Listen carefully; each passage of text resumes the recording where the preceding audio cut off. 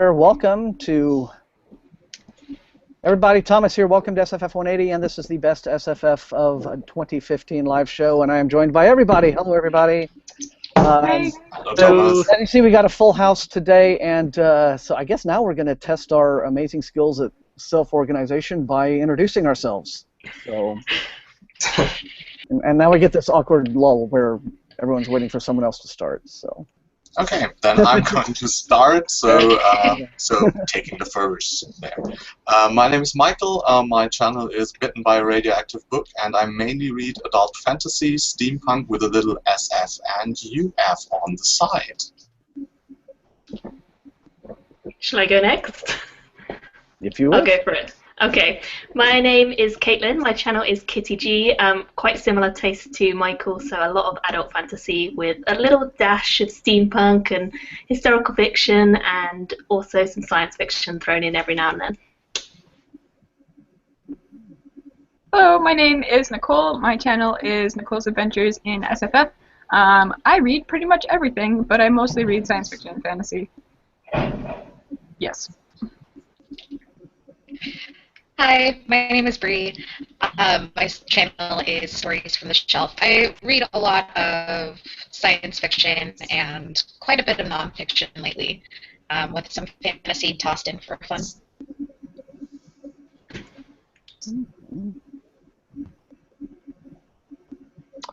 Bree, you're cutting in and out of there. Well. Am I still cutting in and out? Yeah, a little bit. Okay. Yeah. You sound a little choppy. Go ahead and try again. Okay. When all else fails, try again. That's just how the world of live shows goes.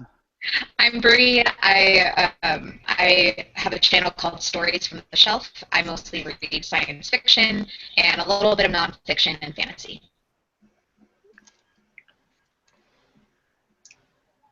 Next person. Hello.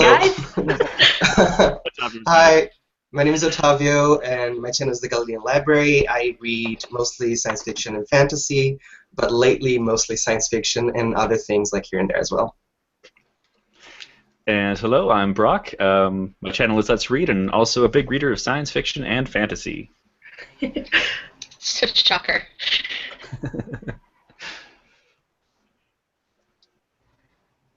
I think Shay's audio is off. And Yeah, Shay's talking, I but can't her hear audio you, is Shay. off. Bear with us for technical difficulties, mandatory part of live shows. Shay, we can't hear you.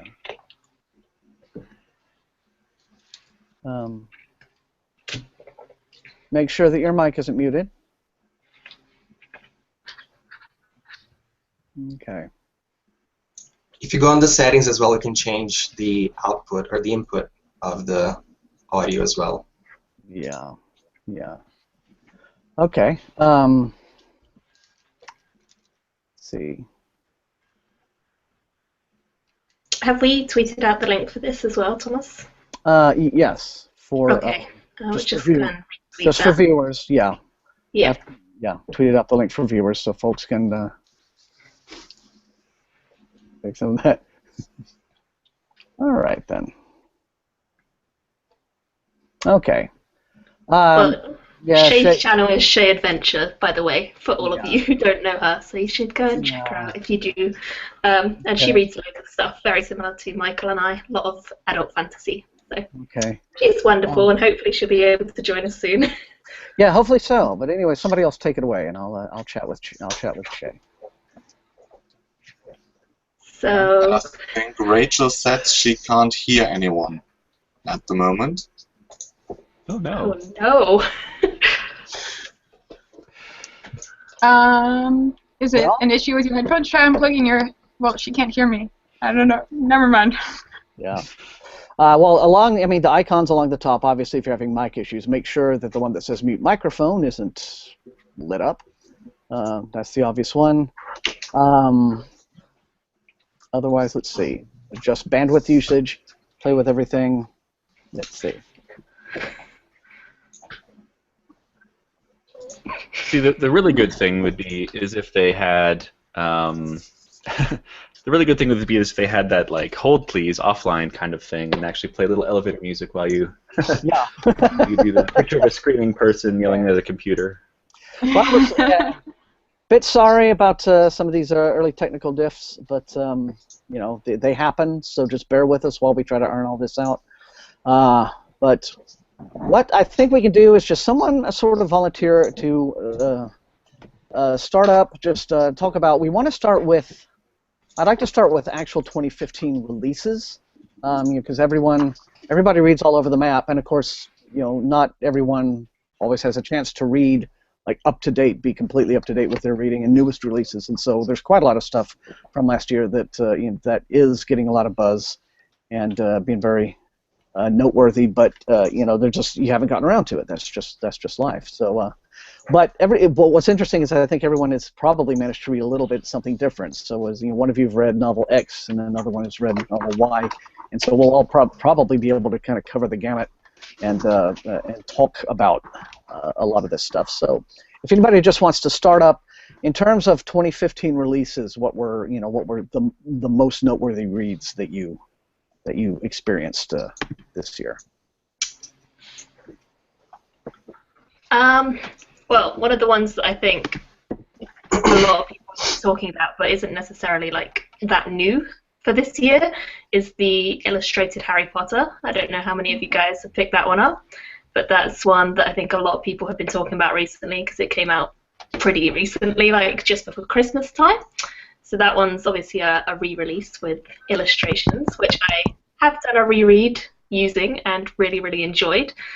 But if we want to go sort of right back to the beginning of the year, I think one of the first ones that I read that was a new release in 2015 was Firefight by Brandon Sanderson.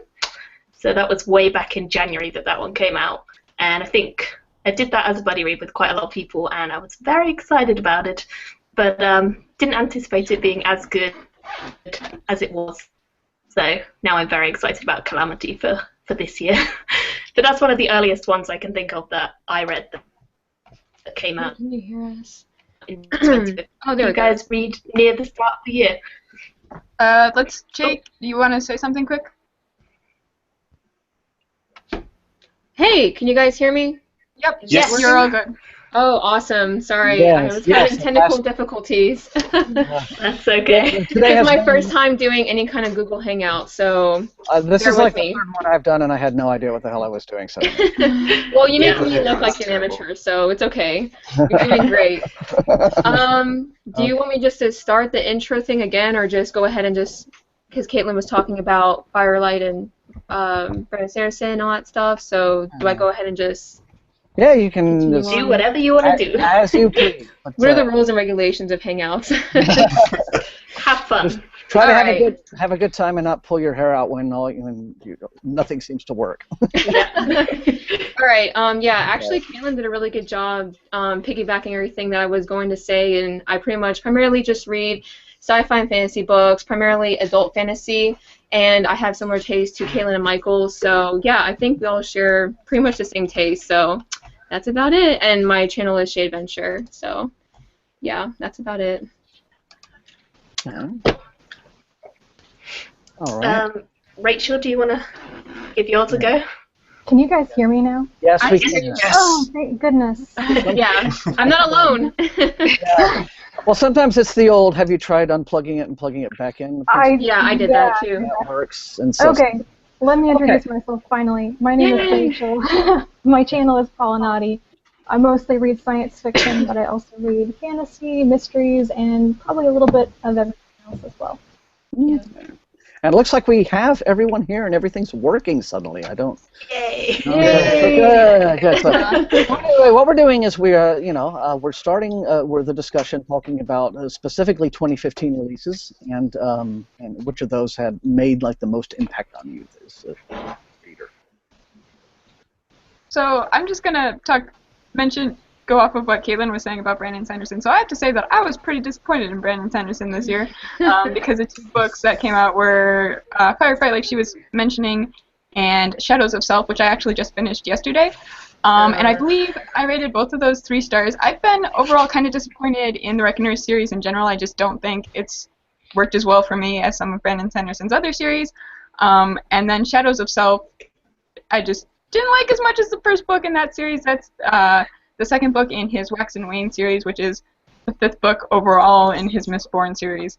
And I haven't liked it quite as much. So I guess those of you, I know there are a lot of people in here who are huge Brandon Sanderson fans, so you guys can jump in and say what you've thought of him this year. I mean, I'm a huge Sanderson fan, but I didn't like Shadows of Self that much. I agree. So, no, Maybe I it'll get progressively better as it goes on. You know, I think it's the gonna be, second trilogy that he's going to bring out, the one that isn't Wax and Wane, I'm excited about that, but I'm not that excited about Bands of Mourning now, having read Shadows of Self.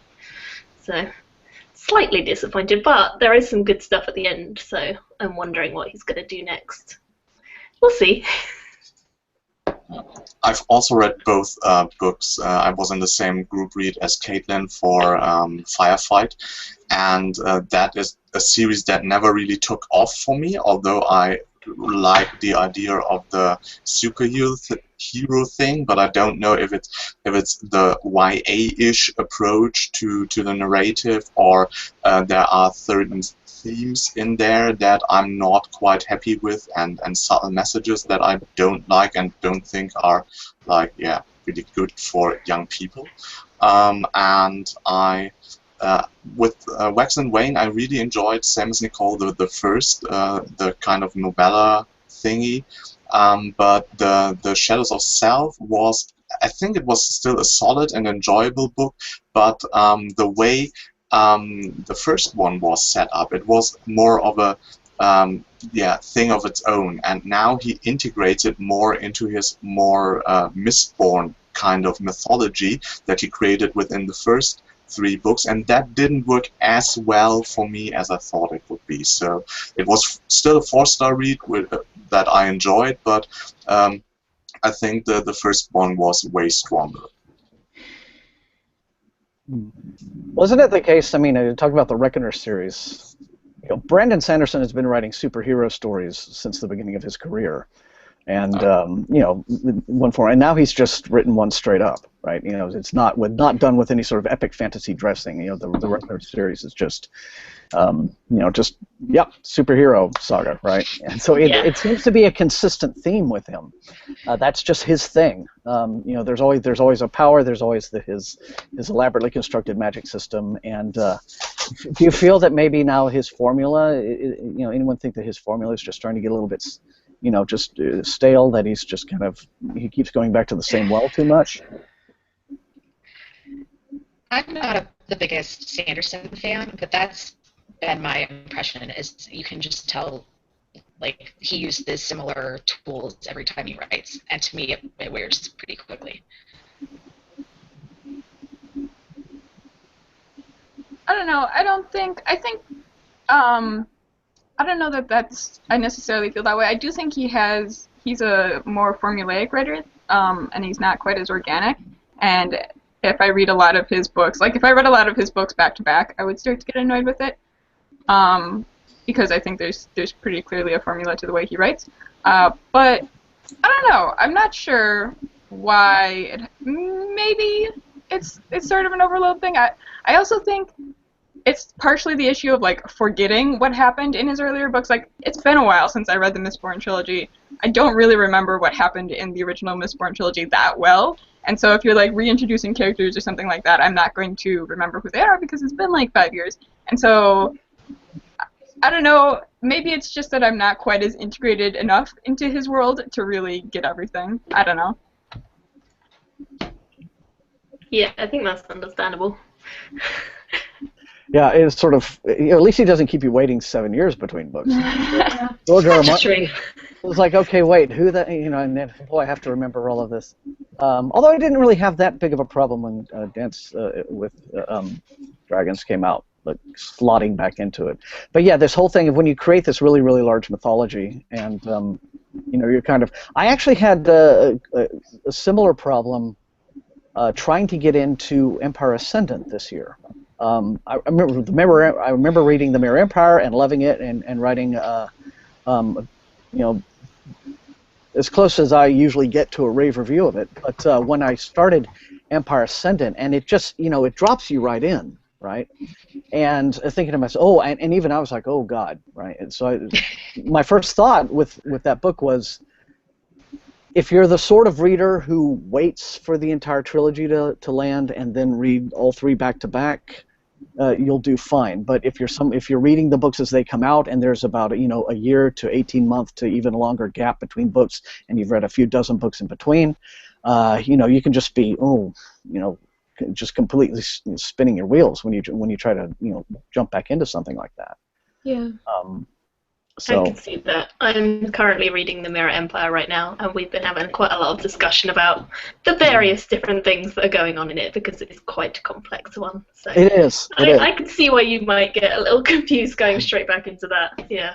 Yeah, well, especially because the Empire Ascendant is just structured like, it starts out and it's as if you've walked in and you're mid-season in the you're binging. Yeah. It's like starting up is like episode 18, and it's been a year and a half since you watched episode 17. You're like, oh God, wait, who? Yeah, so. I should go straight into that one next month then. Mm-hmm. Yeah, that's advised. So, all right. So, what else then? What else has made an impact on some folks? So like the beginning of the year, a lot of us, we do our anticipated list, and we read and we try to read as many of those as we can. But then there's stuff that kind of comes at that we weren't aware of at the beginning of the year that just tends to turn up, and those can often be really nice surprises. Where the stuff that's on your anticipated list, some of them can be well, I guess that wasn't all that great, but this little discovery was kind of special. So, did anybody have any nice surprises in 2015? So kind of going off of that, I wanted to bring up a question that was asked in the chat by Bunny Cates, and that is, who is your favorite new-to-you author in 2015? So I guess either answer Thomas's question or the question from the chat. That actually is a kind of a similar question as to what I guess I was asking just now. It's just yes. That is so tough. Except much more concise. Yeah.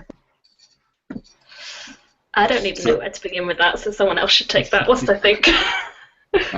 So for me, it was definitely two authors. The first was John Gwynne, which I hadn't known before. He writes epic fantasy, a series called The Faithful and the Fallen, and the third installment in that series came out this year, called Ruin.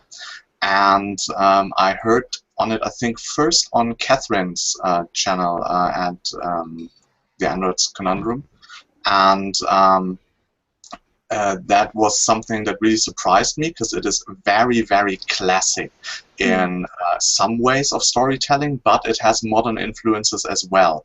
And the farther the series progressed, the more in the first book, I really thought, oh, that is really predictable classical fantasy, but I like that, so it's okay. But in the second and third book, it really developed into a very complex series, and that was really surprising, and I read all three of them back to back. And I think, apart from that, the second big surprise for me was Bradley P. Beaulieu's 12 Kings and Sharakai. I've read that together with Shay, and I know that Caitlin read it as well, and that was a book that just came together really, really well for me. Starting with the writing, characters, the sense of wonder in the world building, which I always really enjoy. So I think these were like the two most breakout authors for me this year. I totally agree. Yeah. I've been really interested to hear people talking about 12 Kings. No, Brock, we can't hear you, sorry. Because I read that author's Peter, I don't know how to say his name. I read his first, he has a trilogy before that, and I read the first book in that, which was his first novel, and then I read the second book. I stopped halfway through the second book of that because I didn't really care for that series that much. So I don't know if I'm going to give him a second chance, because I've been hearing so many good things about this new book that he's brought out, the 12 Kings of, you guys are going to have to say it for me, I don't know how to say it. Sharakai? Yeah. Yeah. Yeah, I totally loved it. I think it was a really refreshing read, considering it's non-Western, and it just broke those medieval shackles for me, and I just enjoyed the world building, I enjoyed the desert themed, I enjoyed the characters, so I think you should give it a shot, for sure. I finished it last week as well. I really enjoyed it. I thought it was very atmospheric in a way.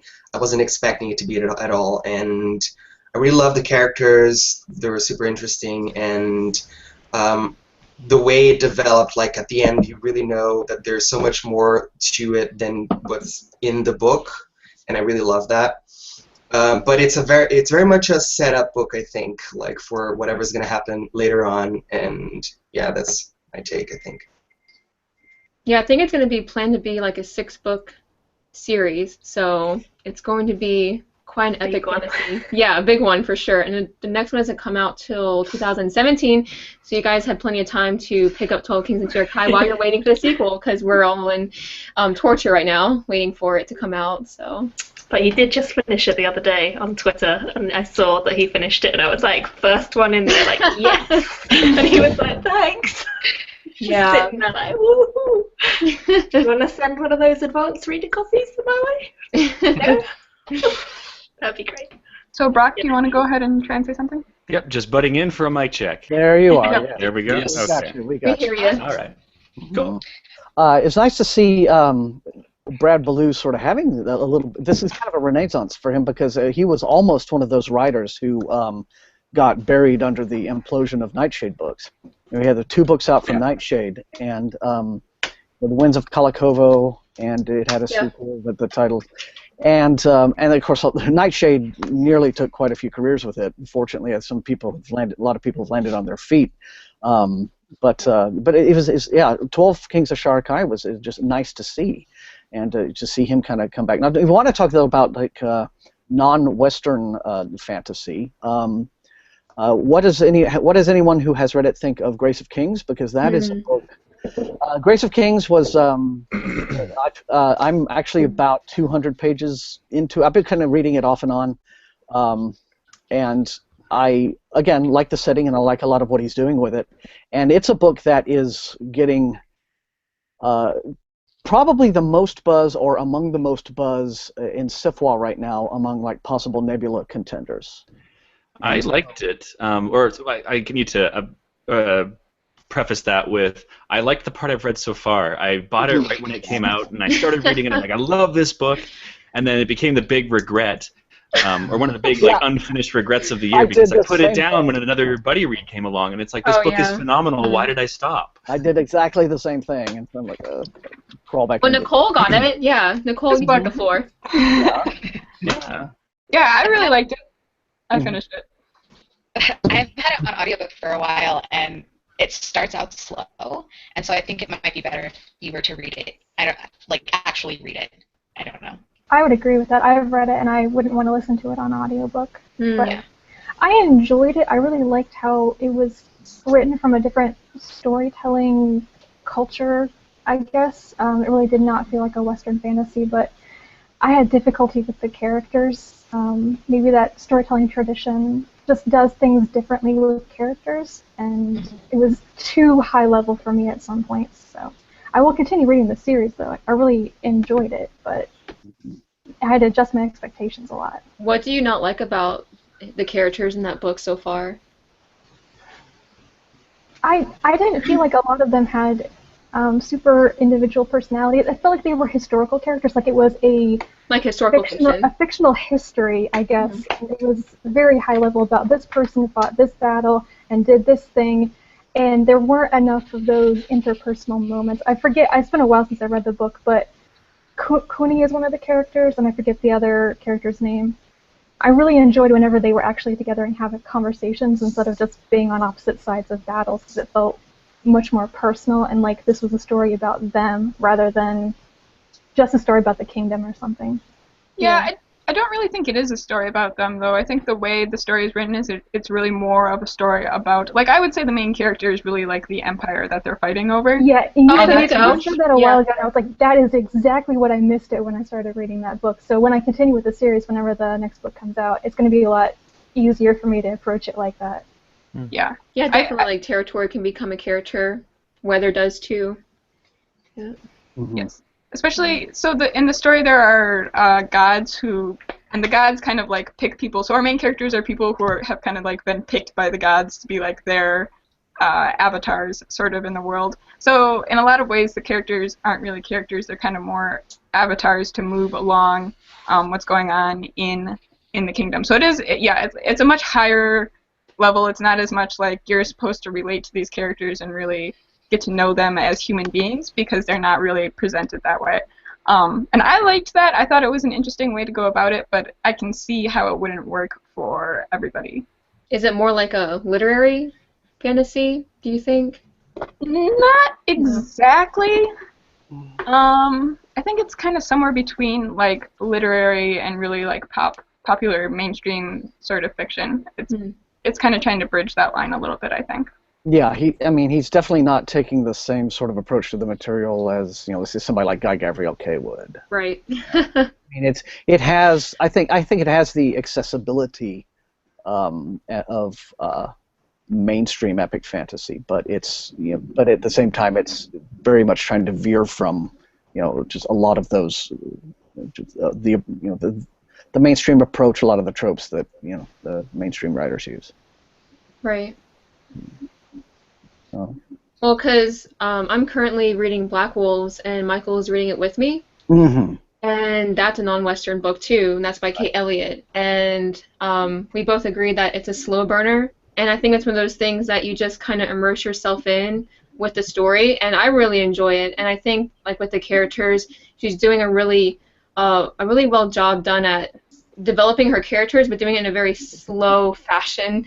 So it takes a while for you to actually get through the book. So I'm about like 2/3 into it, and it's really good. I like it a lot. Yeah, I actually had to put that down as the live show started. I'm about 90% through. Okay, it's chapter 52, and answers are coming. Awesome. I had to put it down. I will finish it after the live show, but it's definitely on a 4.5, maybe 5 point course already. So it really has that Eastern feel of world building that we see too few books of at the moment, but we see more. Like Elizabeth Bear's last trilogy was a bit like that.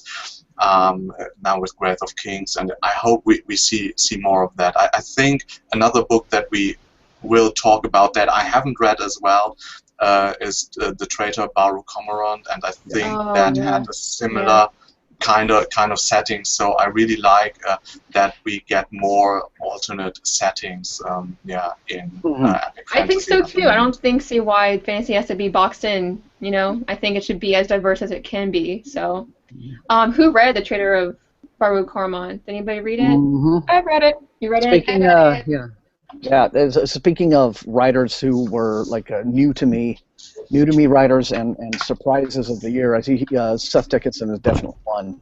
And Traitor Baru is it's my vote for best novel of the year. I don't think it's going to probably do have such a great showing at the awards, simply because it is really a book that does not want to keep you in your comfort zone. And because I heard like a lot of mixed reviews about that book. I heard people either love it or they hate it.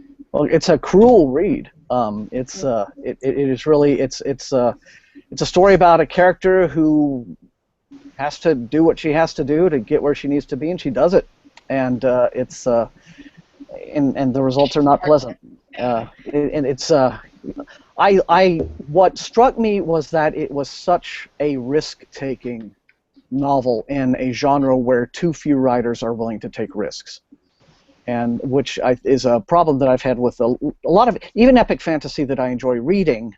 A lot of epic fantasy I've not really been able to enjoy reading other than as escapism on a superficial, popcorn level. And, which is fine, nothing wrong with that. That's great, but I see too few writers willing to just go a little bit out of their depth and pushing the boundaries. Yeah, and do things that are potentially very, very dangerous. It's like I'm gonna structure my novel in a way as to alienate the most readers I possibly can, and still make it work. But yeah, it was a very powerful book. It hurts you, but I thought but I have to, in as much as it's possible for that story to have had a happy ending, I think the protagonist ended up where she meant to be, and that's really all I'm willing to say. So is this a standalone, or is this going to be a continuation of a series? Seth says that there will be a second volume. Yeah, it'll be interesting to see, exactly how much more horrifying things can get. But there's certainly now a room for the story to continue. I'm a little bit torn on whether I want it to, simply because I don't know. I think that whatever he comes up with will be. Yeah, there's going to be that expectation of, okay, hurt me harder. Yeah, and it's just going to be difficult to kind of top what, at least in terms of I don't know. I mean, when you the first time you see it and experience it, it's the sort of thing where, wow, okay, I haven't quite seen that done before. And so the second time, will for anything that like impacts you that hard, the second time will never be as powerful because. But I'm curious to see what he does. I mean, he's a very skilled writer. There's so much about that book that impressed me. The whole use of economics as an engine for the narrative conflict, and of course just the novelty of the setting as well, and trying to just break out of all of that. So. I also think, so we didn't really talk about this, so this is fantasy, but it's like a super low fantasy, and I think that's been a big issue with it in terms of people going into it expecting a fantasy and having kind of different expectations. Yeah, there's not really any magic, there's not really any like alternative races, so it's almost more like an alternate history or an alternate universe than like a secondary world fantasy where you're like, magic slingers walking around. So I think the focus of the novel is very different than what it is in a lot of fantasy, and I think that's been difficult for a lot of readers because it's one of those things where you have like a certain set of expectations going in, and it's just not really like that. And so my impression is that a lot of people have had issues with it for that reason. I hear it's very political. Yes. Yeah. I think that's part of why some people have difficulty with it almost. It's very heavy on like political maneuverings and economics, and if you're not expecting that, if that's like not your thing, it can hit you really hard and seem like it might just not get that note for you. Mm-hmm. Yeah. I've just been waiting for it to come out in trade paperback, just mostly because the price of the hardcover, the size of the book, while not really, like the physical materials are not indicative of the quality of the story, just the price alone in Canada of the book is kind of outrageous. That's the only reason I haven't picked it up to give it a try, because it looks like a pretty fast read too. Even if it's like, if it drags you through a heavy emotion the entire way too. Yeah, it's not Jordan sized or anything like that. But I guess everything's more expensive up there, right? Mm-hmm. But you have free healthcare, which we don't, so that makes up for it, I guess. So I'll be alive long enough for it to come out in trade. I'll just keep you alive for the. And another surprise for me was The Vor by Brian Catling, which was technically it was a book that he had self-published a few years earlier, but I had a chance to look at the self-published version, and the version that came out last spring. From a proper publisher, has been substantially revised and rewritten. So I feel confident in like calling it a new release. But that's another book, and that's more of an exercise in new weird. So I guess it's for the China medieval crowd, that sort of book. But again, I just love the bizarreness of the world, and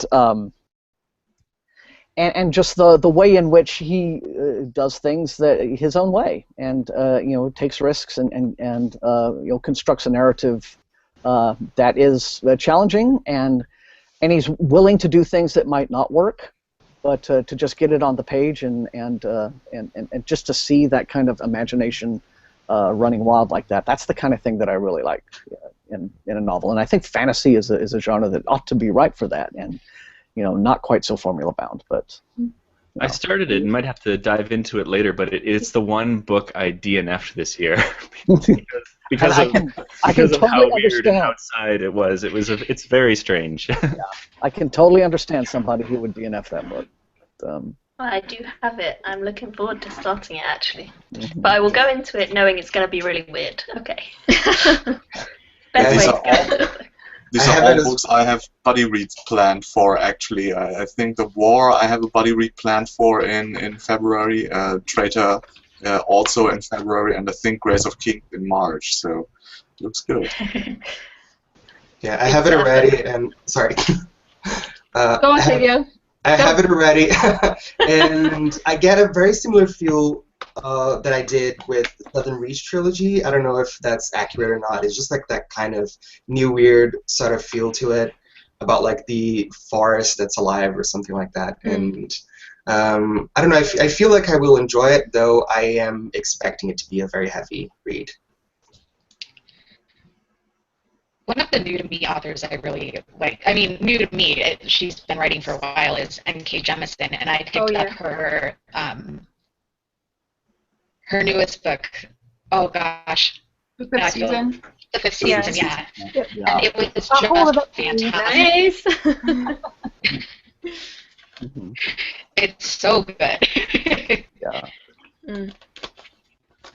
Yeah, that could be one that ends up being an award contender this year because of the response to it. Yeah, I really like that one as well. And Rachel, you're holding it up, so you can offer up your opinion. I know you read it. Yeah, speaking of nominations, this is going to go on my Hugo nominations list. It's some of the fantasy I enjoyed the most in 2015, and it's about a world where the fifth season is a catastrophic climate or geological event that makes the world uninhabitable. You can be poisoned by the air or something, and all of the people living there have built their society around surviving fifth seasons, and they have magicians who can manipulate like rock and metal, and while they can help with fifth seasons, they can also set them off. And the main character or main characters are Gene's magicians. So I loved it so much because the big bad is like the weather, like geology, and not necessarily a person, like an evil person. So I just thought that was really cool. Well, and I think the character development and like the world building in it is really well done. Oh yeah. Characters are all just super likable, and the world felt so vivid. I was reading it, and it's like a lot of the world's been ravaged by these fifth seasons, and like in my head I could visualize what I imagined that world to be really, really vividly. Mm-hmm. I absolutely loved what Jemisin did with the main characters. There are three women, or one of them's a girl, and how she wove their storylines together. I was completely clueless about how they were connected until almost the end of the book, so I think she just wrote that so well, very masterfully. I agree with everything you guys said. Also, I listened to that one as an audiobook, and the narrator is really great. If you guys are looking for an audiobook to pick up, the narrator for that one is really good. She's like, her voice is like a female Morgan Freeman. That's about the best I can do. It's like a very soothing voice, and it's just very pleasant to listen to her narrate an audiobook. She's the same person who did Binti, which I think a couple people listened to. Oh, Binti was excellent. Binti was excellent. I didn't know that she narrated that. I've already read Binti. Yeah, but and actually that's well, actually no, she didn't. That's Binti is Nydia Okorafor, not N.K. Jemisin. No. The narrator of the audiobook. Oh. Get with it. Okay. Oh, interesting. Okay. Herpaderp. But yes, Binti is a novella, which is by Nydia Okorafor, which apparently several people have read, so we can talk about that.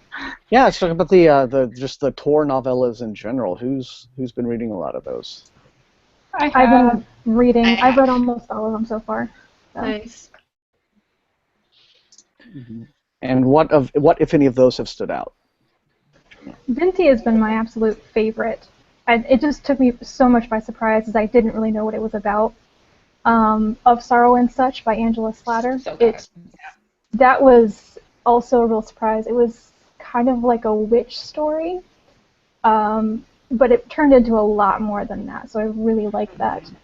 And I just finished reading The Devil You Know by K.J. Parker, which isn't out yet, so I don't know if that counts. I think it's a 2016 novella, but it's also really good.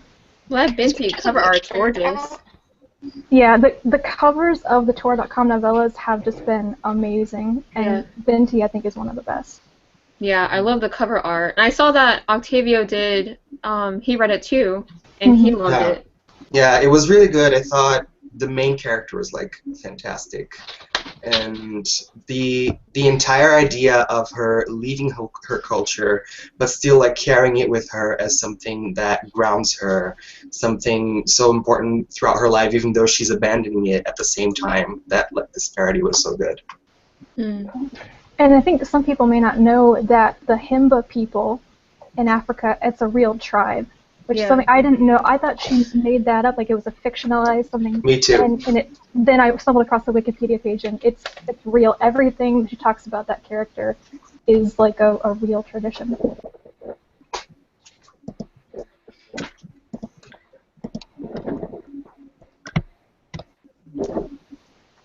My favorite of the Tor.com novellas so far has been Of Sorrow and Such, I think. Just put that in there. I think the only one I've read is the Witches of Lichford one. Say again? Caitlin, say it again. Caitlin, yeah. Oh, the only one I have read of the Tor novellas is the Witches of Lichford one. Okay. That's the only one I've read. So I want to read all the others though, because I keep hearing good things, and I really like all the covers and stuff. So I'm fairly sure. Let's see. Liked Benty a whole lot. One of them that's getting a whole lot of talk and a great deal of praise, but that did nothing whatsoever for me, was Sorcerer of the Wild Deeps. Yeah. That one just didn't connect with me somehow. I could tell what he was attempting to do, but there was simply something about the use of language. I did not actually think that there was much going on with the building of the world. I could tell what he was trying to examine thematically, and that was interesting, but the story was just really off-putting to me. Just very off-putting. I actually really liked the world building in that one. But yeah, similarly, I was not super... The writing and the plot of that one I was not very in love with. Did someone start talking? Sorry. I guess I had weird audio. And so yeah, that one was okay. I've been kind of surprised that that's been the one that's been getting a lot of acclaim, because it definitely was not my favorite. Has anybody, it's not out yet, but has anybody read the new Robinette Kowal book? Or Kowal book, I guess? The novella one? Yeah, the novella. Okay. Got it, but haven't read it yet. Yeah, Forced of Memory. Yeah, I really liked it. Sorry. When I finished reading that, I realized it's already been published. It was part of the Metatropolis Audible production that's John Scalzi edited. So it's actually been out for a while. Yeah, it was originally created as an audio project for Audible, which, given the way that it's written, I kind of understand that. Like, if I listened to that in audiobook, I would have liked it more. But yeah, I enjoyed that one. Yeah, although what you said about it's got some intentional grammatical errors, and yeah, copy editor Bree was like, "What are you doing right now?" I had a hard time getting past that, but I really enjoyed the contemporary science fiction feel of it. The whole, you're so connected that when you don't have your devices anymore, you're lost kind of thing. And no one would believe you if you didn't. Yeah. Like an extreme version of Pixar didn't happen. Exactly. It was very relevant. I had a question in the chat about standalone novels, and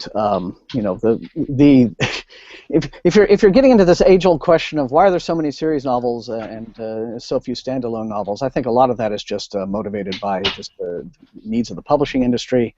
Most authors are signed to things like 2-book deals, yes, especially when they're new, and it's always been an easier, it's a good excuse to keep a backlist in print if there are sequels coming out.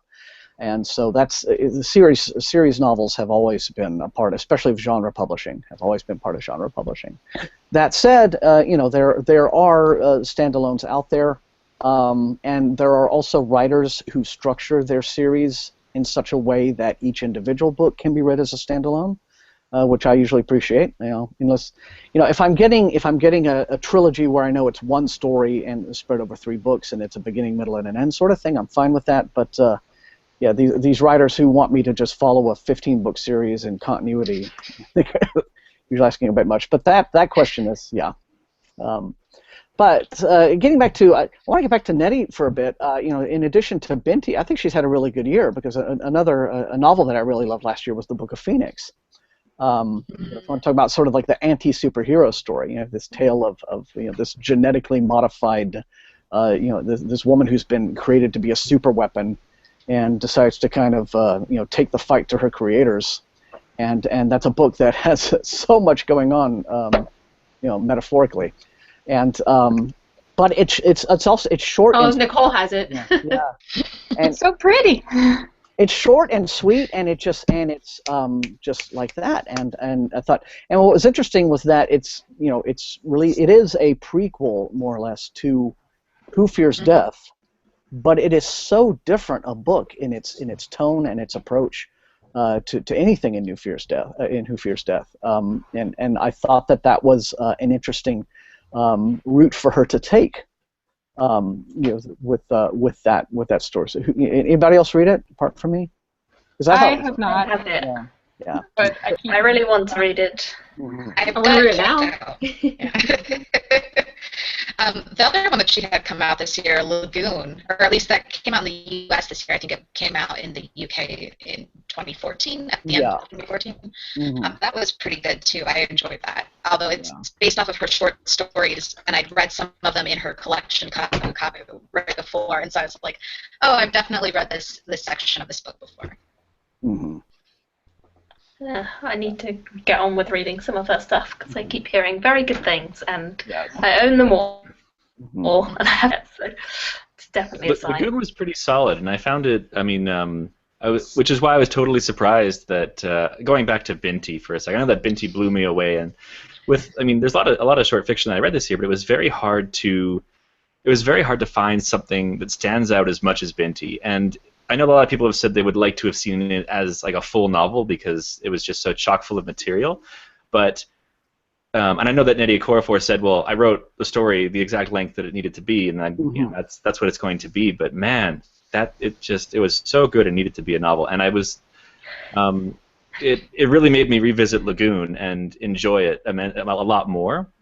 Just knowing the quality of the ideas and just how deep and how far she can push those ideas in such interesting and strange ways. Like it's so it's not paced the same way. It's so against the grain that it actually is incredibly refreshing and new. That all her fiction just seems to be that way, which is excellent. Yeah. I think she's got fantastic pacing in her fiction too. Like all of her novels and novellas, when I read them, it's like that was at least for me, it's like maybe I wanted to see more, but for that actual story, it was the right length.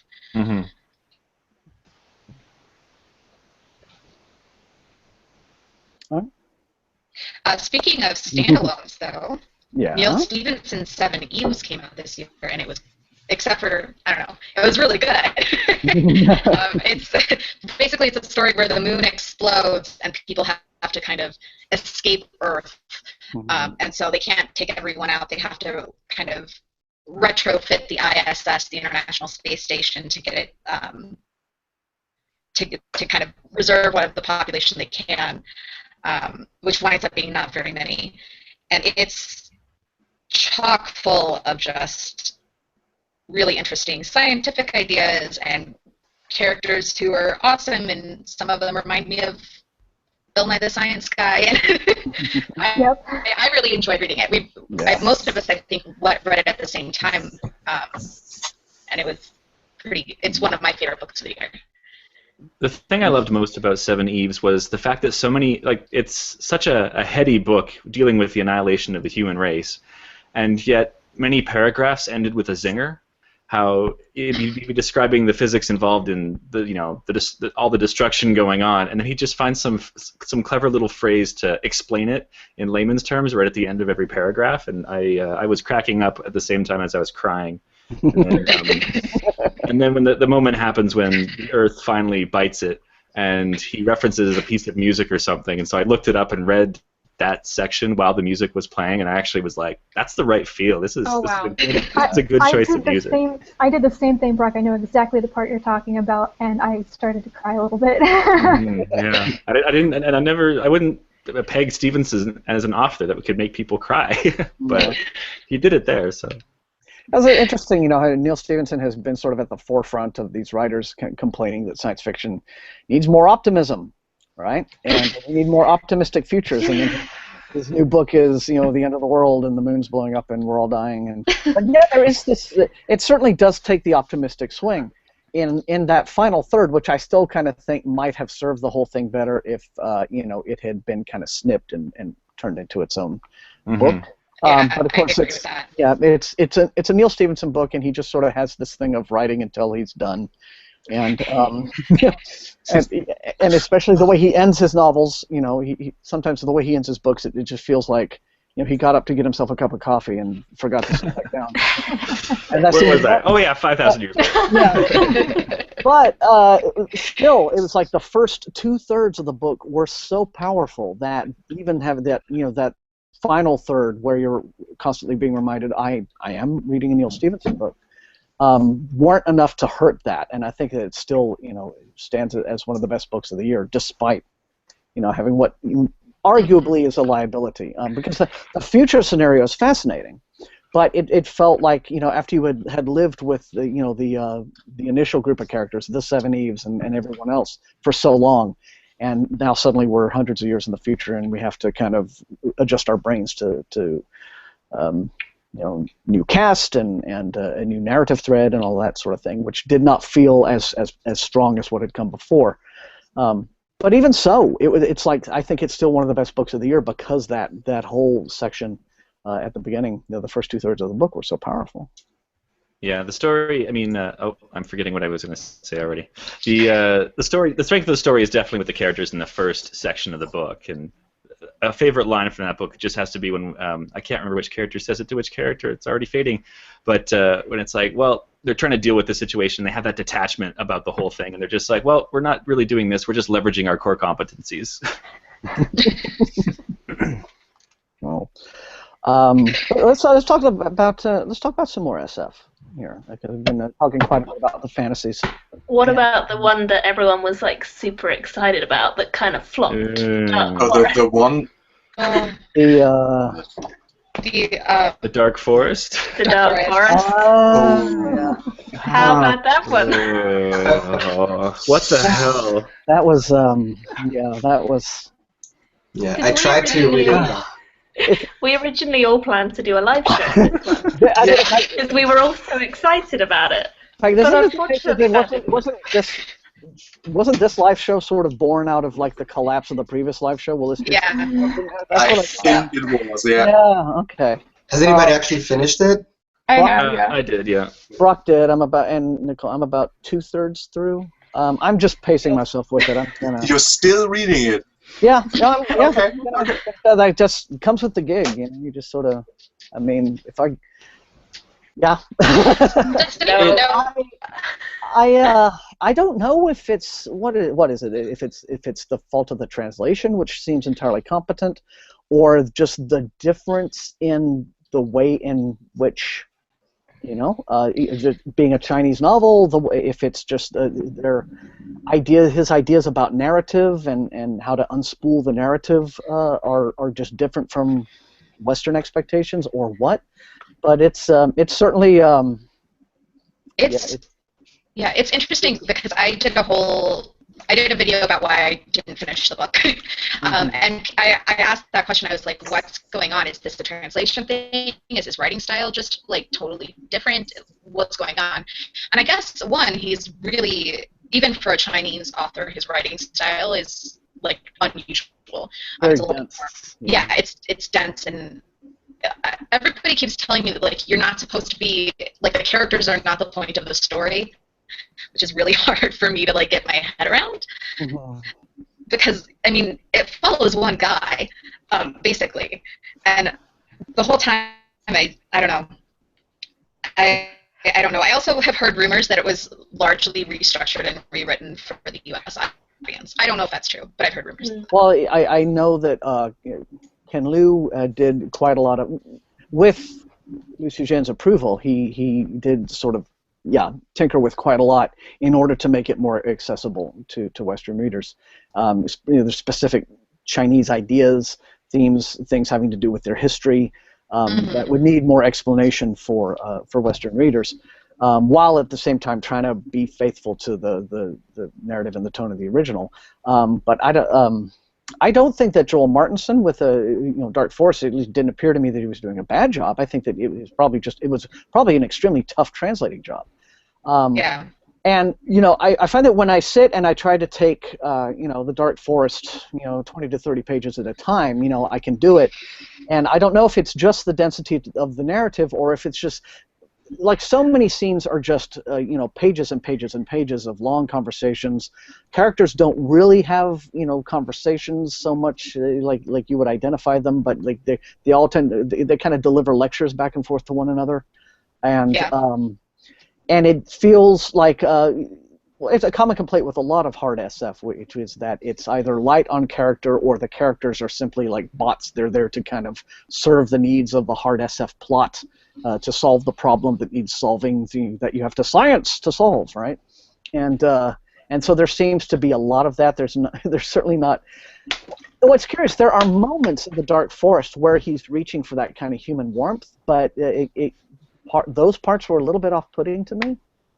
The whole treatment of the guys, the dream girl, right? Oh, the dream girl who he then finds in real life. Sorry, spoil that. Yeah.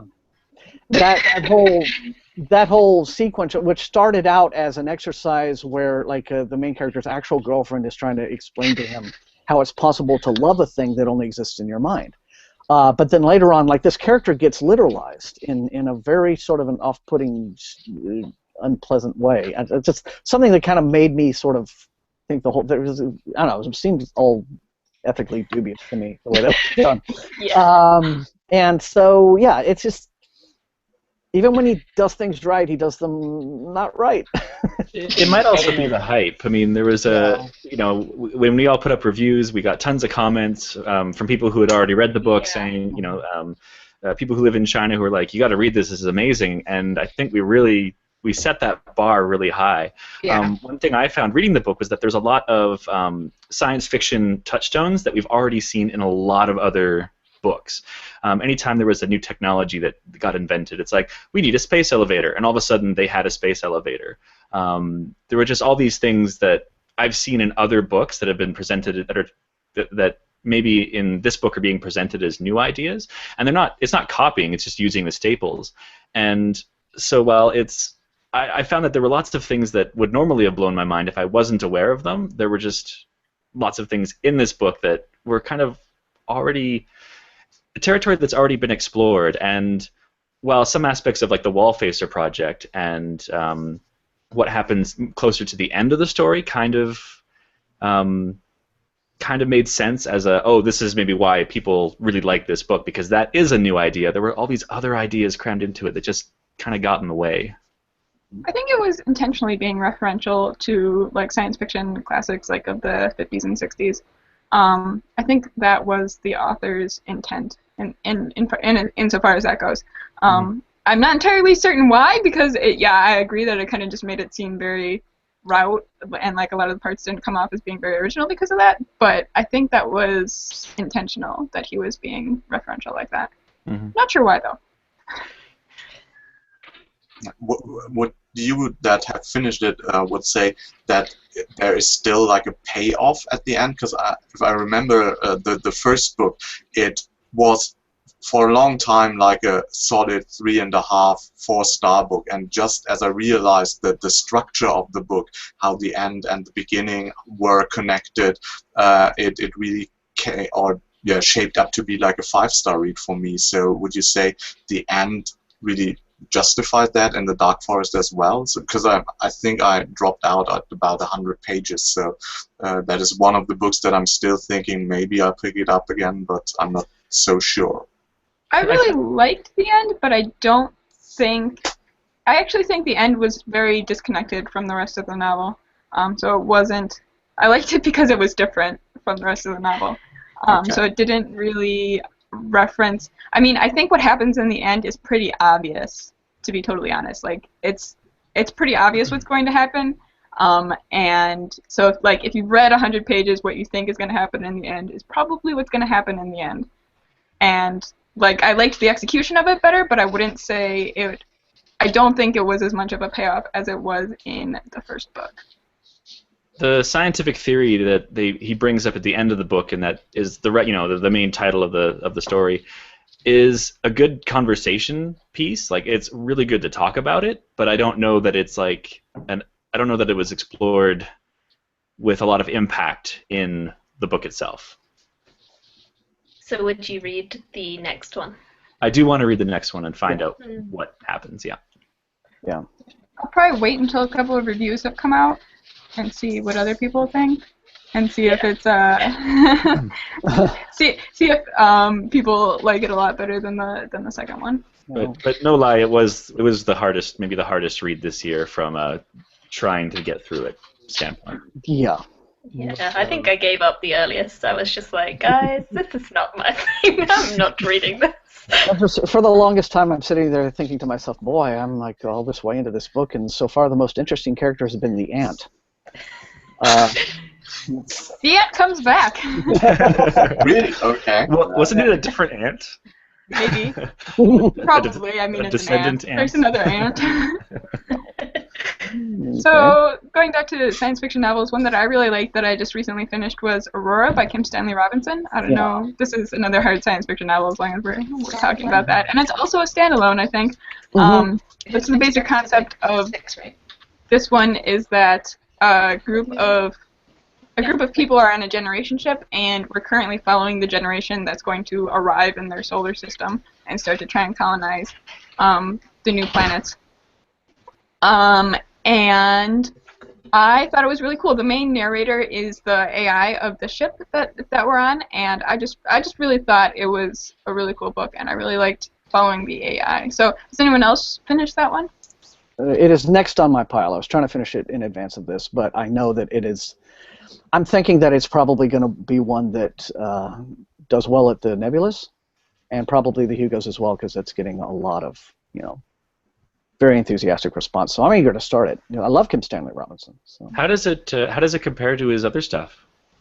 I'd say it's kind of similar. It's similar to his Mars trilogy, but a little bit more readable. So his Mars trilogy is very heavy on science. His Mars trilogy is very heavy on science and the characters that you're following, and I would say Aurora is similar in that, but it's a little bit more readable and it has a little bit more of a identifiable plot, I guess, than the Mars trilogy, which is just kind of like, we're going to go on Mars and terraform it, and that is the entire plot, and then you're just following people. Aurora is I'd say it's a little bit more readable. It's probably the thing that I would recommend people start with him for that reason. Noted. I'm going to do that. I really liked Aurora, but I also think that it has a really interesting basis. The whole point is that they get to Aurora and then they have to figure out now what. And I think that dealing with that and the part where they're talking about do we stay, do we explore the system, do we go back? I think that's really a really interesting part of the book that I liked. I have to agree with Bree. I read it and it was a little bit. I had a hard time with the ending for some reason, but I really enjoyed the premise of it. And in fact, if it does show up on some short lists for the Nebulas or Hugos, I will probably reread it because I feel like I really missed something when I finished that book. I think when I was finished with it, I asked a bunch of people, what did I miss? Why did I not love this so much? Because I didn't understand what the point was that with the end. If people who know what the end is. Mm-hmm. I did not understand the whole long sequence with the ocean and the waves. Everything else until that point, though, I was really on board with. And I think it had an unusual message in science fiction relating to the difficulties when you actually get to your colonization destination. What if things don't go right? I really liked that. Yeah, I think the overall message of the generation ship is a cool idea, but how is it actually going to work? That's what I would say is his overall message. Is I know this is a cool idea, but how is it actually going to work?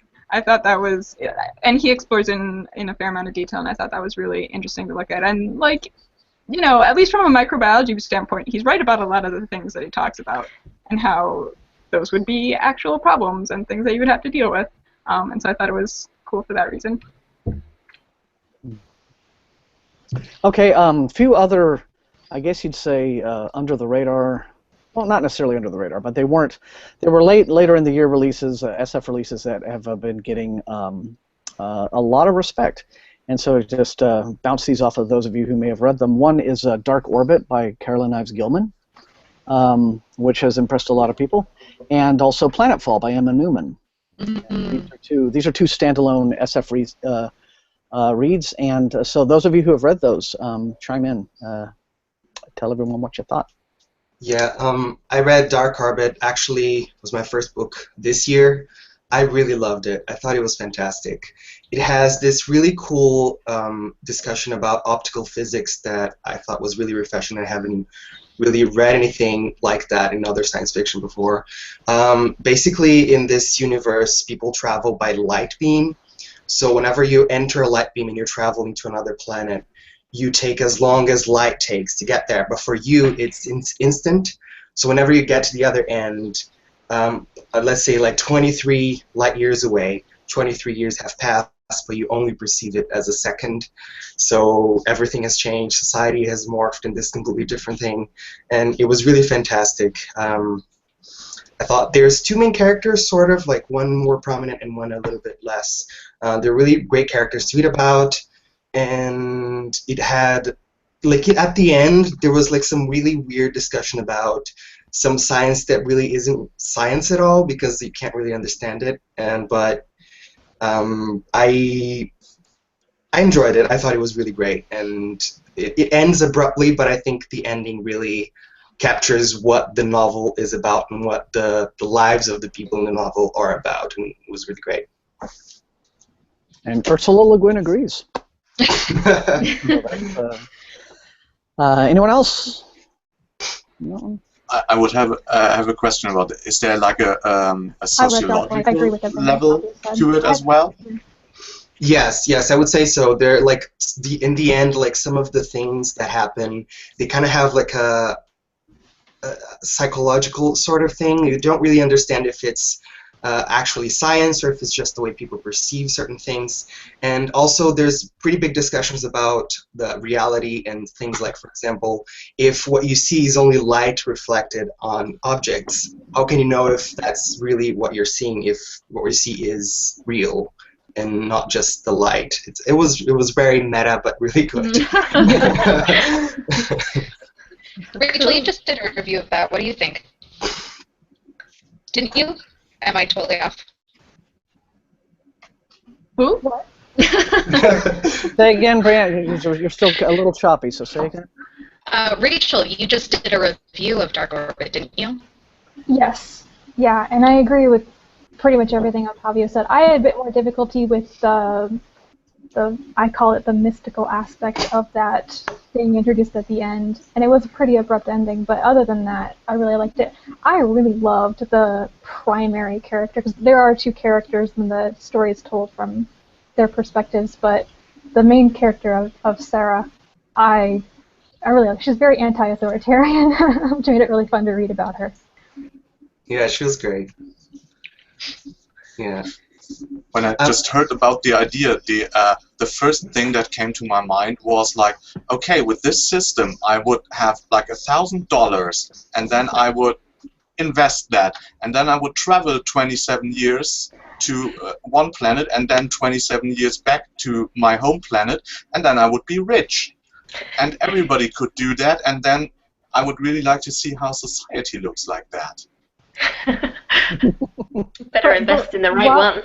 While you're traveling, though, you have no idea what's happening back at home, though. So, like, your bank could collapse, your planet could be, at war all of a sudden. Because from your perspective, it's instantaneous, right?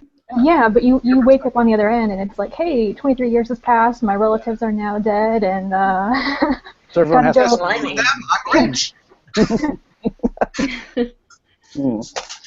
Actually, speaking of like that mystical thing, I actually saw this speech that Caroline Gilman did. I think like at a Barnes and Noble. And there's a video online if you guys want to see. She's talking about that she did that intentionally because she's not satisfied with how science needs to have empirical evidence, like that you need to verify something or replicate it in order for it to be scientifical. So she's trying to talk about like the things that fall outside of that, like things you can't verify or things you can't replicate. So I thought that was interesting. It doesn't really make up for it not, really jiving with me, but it's a good, like, I understand where she's coming from. So one of the science fiction ones I read this year, I'm not sure if it counts or not because it is a re-release through Hodder in the UK, is The Long Way to a Small Angry Planet. Mm-hmm. Any of you guys read that one? Yeah. That was my favorite science fiction that I read this year by like a whole load, like way my favorite. And it's really, I think it's one of the most approachable books I've ever read in any genre. And I think a lot of the ones you guys have been talking about are really sort of hard science fiction. This is not.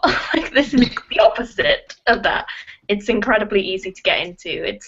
It's probably the book that I read that made me smile the most whilst I was reading it, and also made me cry at different points. So it really pulled on my heartstrings at different times, and it's really interesting to me. Like, I found it such a cute story and such a great one, and I'm so excited that there's going to be a companion novel to it. But yeah, have any of you guys read that one? Is it just me? I'm halfway through, and I should be finishing it probably tonight or tomorrow night. It's just wonderful. It's one of those books that's in the spirit of science fiction, where even though, like, I guess you could talk about the accessibility of the genre, but even though this book is incredibly accessible, it's a book of ideas, and it's really just trying to, show the aspects of relationships and peoples and cultures and tolerance and how that all gets along. And it's for as fun as it is, and it's really hard to have a book that's as fun as this book is, but also as meaningful as this book is, because it's got a very simple message that you'd almost say would fit into a Star Trek episode, but it does it so well that it's probably, it might be like maybe the front runner for a lot of awards this year, just because of how, if it's eligible, of course. That's up in the air, but it just sort of seems to be the critical favorite and the fan favorite, and also the cover is amazing, and that cover art is perfect. Yeah. Well, not on the US version is crap. The old version is the clunker. It's just, the Hodder in the UK classed it up quite a bit with their cover. I'm enjoying it so far. It's an entertaining read. I'm a little impatient for the actual story to get going. I'm hearing a lot of, I'm enjoying all the banter on the spaceship, but I want to see what is up with this curious and shady alien race that there's a new contract with and everything. What I'm reading so far is which is fine as far as it goes. It's well, there's Queen Elizabeth. Oh, perfect timing. She had to just in time for The Long Way to a Small Angry Planet. How could I miss it? Because she knew we were talking about that. But what I've been reading so far is it's basically a C.J. Cherryh novel, sort of filtered through a Firefly fandom sensibility. And that's, like I said, fine as far as it goes. But I'm now waiting for it to really kind of start ramping up a bit. But I've got a whole second half of the book to go, so I'm looking forward to it. Oh, it gets good in the second half. It's good very Yeah. That's one of the things I really noticed is like it felt like I was, in a way, it felt kind of like watching a TV series. Like you'll pop in and it's kind of got an overarching story, but each chapter has kind of its own internal story as well. Yeah. Yeah.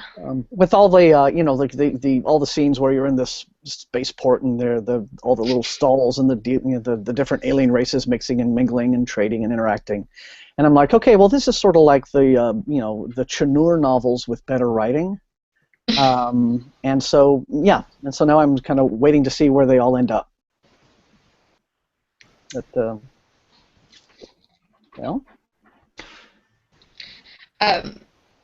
Well, Elizabeth, this is your favorite book of the year, so Yes. sing its praises. No, evangelize. It's beautiful, and it's about love, and it's just adorable. I don't know. I can't cope with all the emotions that it gives me, and yeah. No. It's too much. There's too much in one book. Yeah. You can't describe it, guys. It's too good. Just go and read it is basically the answer. And then read it again. I think it has all the feels, as the kids used to say like 2 years ago. Okay, I'm convinced that is. I just bought the ebook version. It's actually I don't know how it is for you guys, but as we're all book addicted, that is my third purchase during this live show. That is my wish list. I put all of it. I put Dark Orbit on hold at the library while we were talking about it. That's what I bought it. That was the second book, and I bought the audiobook for Fifth Kingdom. Was it that? Yeah, the Fifth season. You're gonna love it. That's it. Yeah. So good. Yeah. There we go. See, we're selling books here on. You are to each other. Yeah. Selling books to each other. Yep. The way to do it. You should add Planetfall to your list. That's when Thomas, you just mentioned it. But that was my favorite. So I was mentioning that as another like standalone sort of late in the year SF book that sort of turned up, and it's getting a lot of good buzz. So who's read it and who wants to talk about it and tell us what you thought? I've read it. So this is the story of a group of people who establish a colony on another planet. And they do this because they're following a woman who has this weird experience on Earth. She has like a religious experience on Earth, and she wakes up and she's like a genius. So she has like this really weird event happen to her, and then she leads all of the people to this planet, saying that they're going to find God or whatever on the planet. And our main character, Ren, is the 3D printing engineer for the colony, and so she like manages their resources basically, and like how they're able to have things because they 3D print basically everything in order to survive. And her roommate was the woman who has a religious experience, so she has like a very close personal relationship with the person who led them to the planet, and that's really her reason for going there. And it's mostly about our main character, and she's kind of an unreliable narrator. She has some serious psychological issues, so you're never quite sure if like what she's telling you is a real thing or if she just thinks it's a real thing. I love unreliable narrators. They're the best. Well, and I liked what Newman did with it, is that, like, you didn't realize at first that she was unreliable. At least I didn't. It took me a while to realize how big her problems were and, like, how integral those were to her daily life. It took a long time for me to get there and be like, oh, you are maybe a liar. I trusted you! Yeah, kind of. I don't think she's kind of interesting though, in that like she's kind of lying to herself. Like she's lying to herself a lot, so you don't really know if she is telling you things that she believes are true and are not true, or if like she's actually lying to you. It's not really clear like what's going on with her for a lot of the story. But once things like come out to the surface, the way that everybody else deals with it, it's so tense and it's so wrong. That was one of the most difficult parts of the book for me. Like it was very painful to see Ren's anxiety disorder really presented in full, but the way that other people reacted and then her internal emotions, how she interpreted how they wanted to help her it's realistic. I think that's why it hurt to read it so much. If you have ever experienced anxiety, even in a small amount, that is really how it feels. Mm-hmm. A lot of mental health and science fiction. Yeah. Yes. And I think that's probably one of the best representations of mental health issues that I've seen in a science fiction novel. Like the author does a really good job. I agree. Presenting the main character and like being in her head and following her. And then they're on this alien planet that they don't want to explore. Living in houses that are kind of like hobbit holes. Yeah. The alien planet is also really weird. Like, it's just really weird.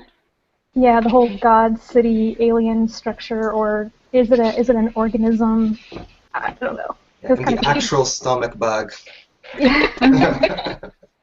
Is that one a standalone?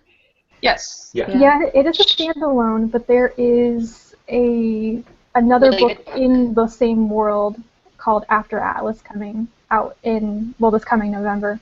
And I think it's actually set back on Earth 40 years after the people go off to settle the colony. Oh, cool. Yeah. Okay, so let me think. Another one from this year, and I guess this one's getting a TV series, and so it might be worth talking about. But Luna New Moon. Oh, it's getting a TV series? Yes. Yeah. I had not expected. Getting a TV series, and so and it's generally been described as The Sopranos on the moon. Oh gosh. I really need to read this book now. It's so good. It's so good. Yeah, but okay, so talked about it. So if you've read it, talk about it. Go ahead, let us know. But Ian McDonald, has an amazing track record with books like River of Gods and Dervish House, and so he's when he delivers, he delivers. And then he also just did a little YA trilogy that he got done with. So he's been producing quite a lot lately, and he's usually reliable. So what did anyone think of Luna? Oh gosh. So Luna is about this kind of extended family that is living on the moon. They own a company that's one of the big 4 or 5 companies that you can actually work for when you're there, and so there's a really restricted economy that they kind of sit at the head of. And their matriarch is about to, she's getting older, she's going to be passing away, and she's starting to plan who of her 5 children is going to run what parts of the company. I haven't seen Godfather, but I imagine it's how Godfather would be if it were on a libertarian version of the moon. There's no there's no criminal justice system. Everything is done in contracts. And so it gets really messy because there's no one to stop a company from actually bombing and killing all of another company's employees. And it's a lot of drama, but it's really, really good. Well, that sounds kind of edgy. Anyone else? Okay, so we'll all go off and read Luna. Elizabeth, since you joined us late after a busy day of fighting crime, we've been going over a lot of our favorites for the year, and so go ahead and catch up. Tell us what some of, apart from Small Angry Planet, that your favorites have been. Sorry, I just realised I was muted. I was just thinking, did anybody mention Philosopher Kings? Just about to ask about that and the Just City. So let's launch into that. Octavio has it. Okay. Yeah, because they both came out this year, didn't they? Was it a January-July split? Something like that, yeah. Yeah, Just City was fabulous, I thought. I know some people read it and were slightly disappointed. I loved it. Yes. I really enjoyed it. It was okay. It was a good sort of questioning of a really popular philosophy, well, not popular, well-known philosophical argument, and going into the complexities of that, the human side of it, which is Plato's concept of the just city. What would a truly just, as in justice, city look like, and how would you go about it? He suggests a method of going about it with bringing in a bunch of kids and raising them in a perfect way, and it's complete nonsense. And it all goes horribly wrong, and there are robots from the future. Yes. I just loved it. It was reminiscent of Sophie's World in a way, but very different. It's instead of them talking about it, they actually put it to practice, and everything went to shit. But it was really good. I think it was one of my favorites of last year, actually, but I am a sucker for philosophy. I actually enjoy reading it, so maybe I'm not indicative of, Yeah, I think maybe if you're a fan of Justine Garda, then you're going to be in this. Yeah, I agree. How necessary is it to, how familiar do you have to be with Plato's works to really read this book? I mean, I read it and I've not I've not studied any sort of classical stuff, and I think you don't have to be at all familiar with it because it's quite obvious what they're talking about the whole way through. I agree. I think Read it's the also first- being accessible. Yeah, I would say read the first paragraph of the Wikipedia article on the Just City, and you'll be fine. Yeah. And get a basic idea of who Plato and Socrates are, and that's probably going to cover it. You don't need to know that much to understand the story. Yeah, if you do know, if you have read it, you're probably going to get more out of it. I'm about to say, yeah. You'll get a lot of jokes. Yeah, if you know anything about like Greek gods and stuff as well, that helps because they come into it. So if you kind of know what they represent, then that also helps. But again, it's something that it just adds to the story as opposed to you having to understand it. Yeah, the more you know, the more fun you'll have, but you will. It's still enjoyable. I know some people had issues with like there are moments of rape and some very like non-consensual versus like dubious consent moments. And lots of people had issues with that, but I felt like it was actually dealt with very well. Like it was never presented as a good thing. It was really like, you know, you were meant to be shocked and horrified by it, and it was something that was one of the problems of the Just City.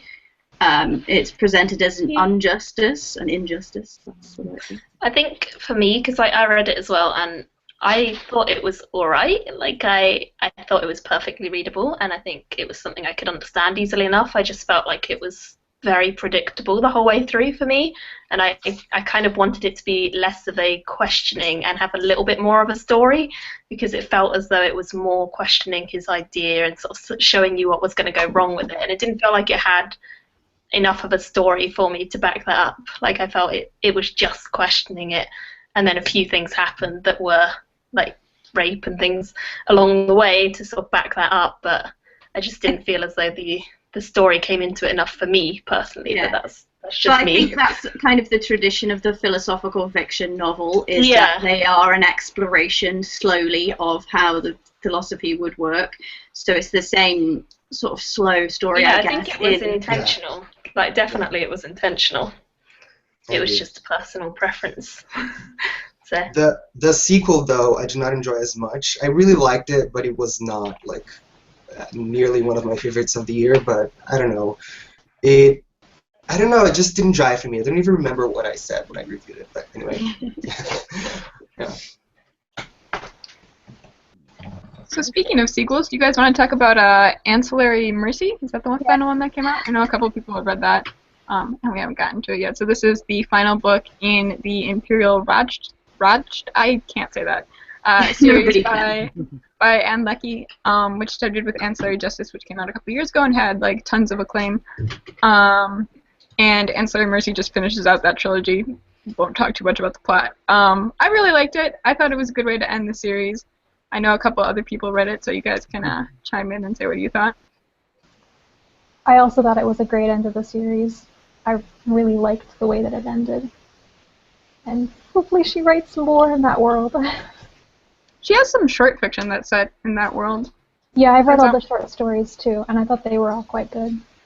Didn't she contract to do like a novella in that same series too? That's going to be coming out, I think. She made a comment that she's writing another book, and I do think she has a contract to write another series in the same world. I don't know if it's going to be in the Imperial Raj, but I read that she had a contract to have one in the same universe and another separate series that she would start or something like that, or another book. Yeah. Yeah, speaking of just generally series fiction, because I'm not nearly caught up with all the series fiction that I need to be, but with some ongoing series, you know, there have been a lot out this year. They've been getting a whole lot of buzz, like Brian Staveley's series, and so some any continuing series going on right now that anyone thinks folks need to be paying attention to. Probably The Expanse.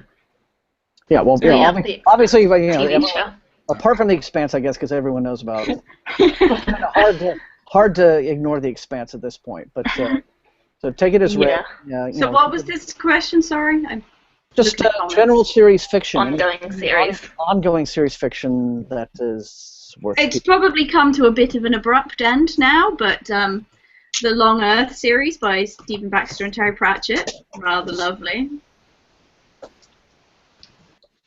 I'm actually reading The Long Utopia right now, and yeah, I would recommend that one.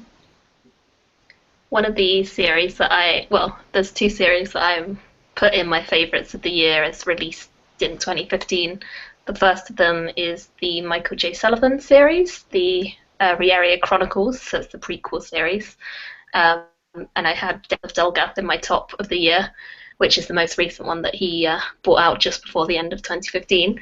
And then the other series that I don't think a lot of people have read, or some people have read the first one and given up, but for me, I absolutely love this series, and that is the Demon Cycle by Peter B. Brett. Like, the Skull Throne, fourth book in that series, came out in 2015, and that was also in my top, and I loved it. So those are two series that I'm enjoying a lot. I've really been liking the Memoir of Lady Trent series by Marie Brennan, which is the one that's about a dragon lady naturalist, and book 3 came out this last year, and book 4 is coming out next year. That's one where I wasn't totally sold on the first book, but I'm really glad I continued because I really liked the rest of the series. Oh yeah, I've heard good things about that. I have the first one, so I'm quite excited to start that. Sounds fun. Fantasy of Manners type story, isn't it? Sort of. Yeah, it's fantasy. It's sort of a alternate history. The first one is actually kind of a mystery. So the main character, we're introduced to her, and she goes on her first expedition to study dragons, and then there are some kind of mysterious things happening in the town where she's living in, and it's a little bit of a mystery. But in general, it's sort of a fantasy of manners, but the main character goes on a lot of like expeditions to study dragons and adventures and things. So it's not like drawing room fantasy of manners. It's not like the glamorous so much.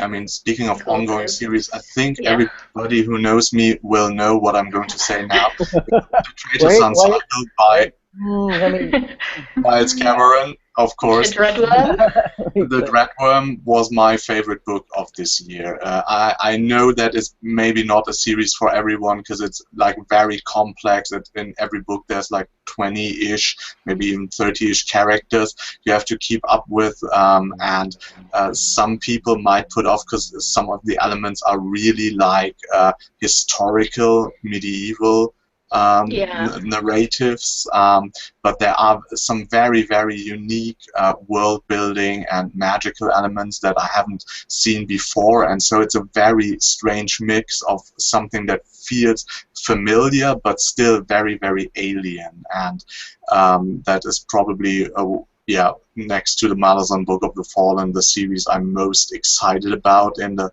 last couple of years. And the Dreadworm was a fitting book. It had way much more focus than the first two, so people that said maybe there was a lack of focus in the first two books in the series might enjoy that one even more.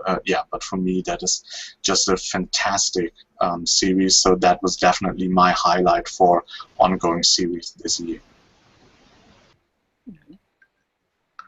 All right. Other thought that I had, so we haven't really talked much about urban fantasy, so maybe a couple things that are going on there. The Other series by Anne Bishop, I know I read the first 3 books in that this year, and that's an ongoing series, and then, I mean, there's a ton of ongoing series in urban fantasy. Some of the more well-known ones, so like I know Dresden Files has another book coming out this year, and I think Ilona Andrews has another one coming out in their ongoing series this year. Well, now, the UF that has been getting the most, I guess, critical buzz this year has been Signal to Noise by Silvia Moreno Garcia and Daniel Jose Holder's books, the Bone Street Rumba, Half Resurrection Blues, I think the first one is. The new one's just come out. Just out. So, but Half Resurrection Blues from 2015. So those have been getting a lot of respect. So, who's read either of those so far? I've got Signal to Noise on. I'm halfway. It's only about 4 down in my pile, so maybe I'll get to it. But so, we want to talk about those. Anybody who has I'm halfway through Signal to Noise, and so far it's really very good. It's very interesting in its concept, and like not like urban fantasy like you would say, like, you know, the whole idea of there's a whole alternate version of the world where magic just exists. This is a very specific, like, 3 teenagers discover this little concept, and it's like, maybe it's existed before, but maybe it hasn't. There's other ways of doing it, but yeah, it's very like just in their little group. There's no wider implications of a huge magical society or anything like that. It's, yeah, really fascinating. I'm partway through it as well, and I think it would appeal if you liked Among Others. I think that there's a lot of similarities in the writing style. Yeah. It deals a lot with it's the deals a lot with the mixtape culture, right? I mean, okay, someone who is dismantling their house. I was gonna say it deals with mixtape culture, right? Like in the '90s, is it set in the '90s? 80s. 80s. Okay, go. Okay. 1980s Mexico. Oh, wonderful. Yes. Yeah.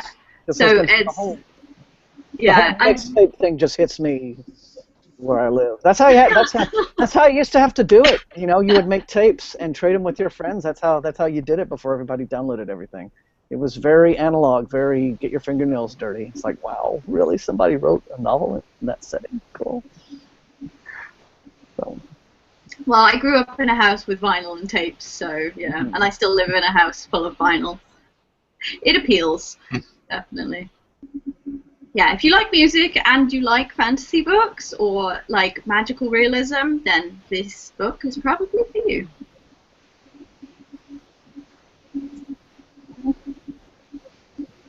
So what else haven't we talked about that somebody wants to talk about? Just start throwing things out there. Anything that made an impact. I think it was published before. It's what is it? Is it Polish? I think it's or is it Croatian? The Old Axolotl by Jacek Dukai. I don't know if it's a novella, but it's short enough maybe to be one. It's what is it? It's basically like everybody on Earth dies, some type of supernova from the sun kind of thing.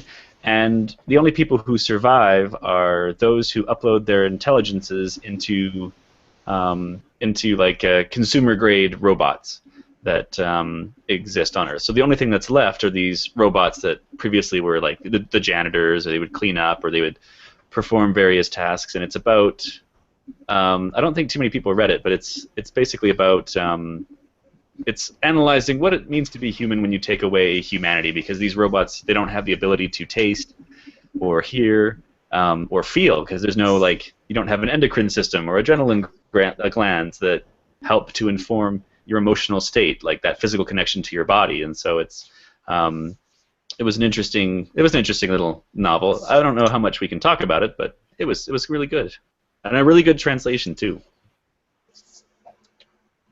I've not even heard of that. No, I was gonna say, nor have I. A few booktubers, a few other booktubers mentioned it on some of theirs, like more like people who are in Europe, right, have talked about it a bit, and I thought, oh, let's check that out, and it was actually really good. I just bought it.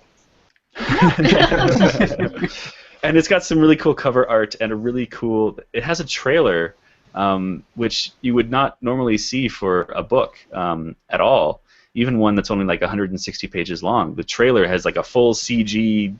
It's fully CG. There's a robot who's carving sculptures, and it's you look at book trailers and you go, how did they even bother to pay for that? Because that looks way more expensive than the book that it's advertising. Okay, what else? Jump in and mention one of my favorites from the year.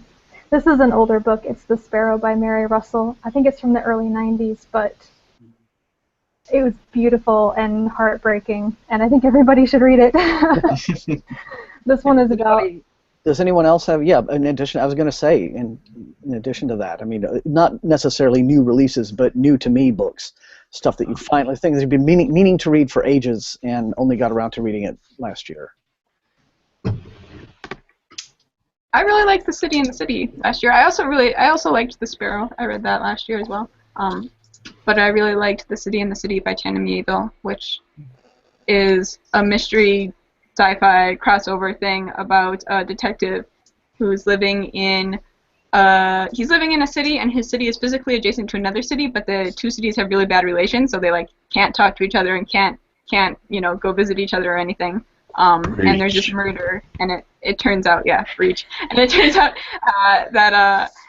that the murder happens, like the body is dumped in his city, but the murder happened in the other city is what his investigation is showing. So he's trying to like navigate through this weird system they have, and there's this police force called Breach who may or may not have superpowers to track people down as they try and go through the system. I don't know. It's a really cool book. It's kind of hard to explain. It is. Okay. Anyway, Rachel, Rachel, I think I barged in on you. I'm sorry about it. But if you had something you were going to finish saying, please. Oh, yeah. Sorry, I got interrupted by my dog too. The Sparrow. Anyway, this has recently been compared a lot to The Book of Strange New Things by Michelle Faber, which I haven't read, but the comparisons come up a lot, and I need to read Faber's book now. Also good. Yeah. But it's a story about a Jesuit mission to an alien planet to make first contact, and the main character, a Jesuit priest, is the only man who survives the expedition. And when he gets back, they are basically interrogating him about all the terrible things that happened as everybody died, and he was mutilated. And it sounds terrible, but it's kind of a beautiful exploration of this man's faith and what he believed God was leading him to do, and then when that was crushed, what does he believe now? So it still breaks my heart now. Well, actually in 2015 I discovered loads of new authors, but two of the ones who are my favorites, I pretty much read almost everything by Robin Hobb in 2015. I was one of those people in the booktube community who was doing that, along with a couple of other people. I know Michael joined us for a bit. So Robin Hobb is like my favorite author ever now, so that was awesome. And then I also discovered Mage's Blood and Scarlet Tide, so I've read both of them, by David Hare, who is a writer from New Zealand, actually. One that I hadn't heard anyone talk about before I started reading the series. I just picked up the book because it was really pretty, and I did one of those cover buy type things. I was like, oh yeah, it's epic fantasy, that'll do. Took it home, read it, and absolutely loved it. And yeah, he's definitely like one of my top authors ever now. So very excited to read the rest of his, and his fourth book in that series, the final one in the quartet, came out this year. So I've got to read the third, and then I'm going into that one.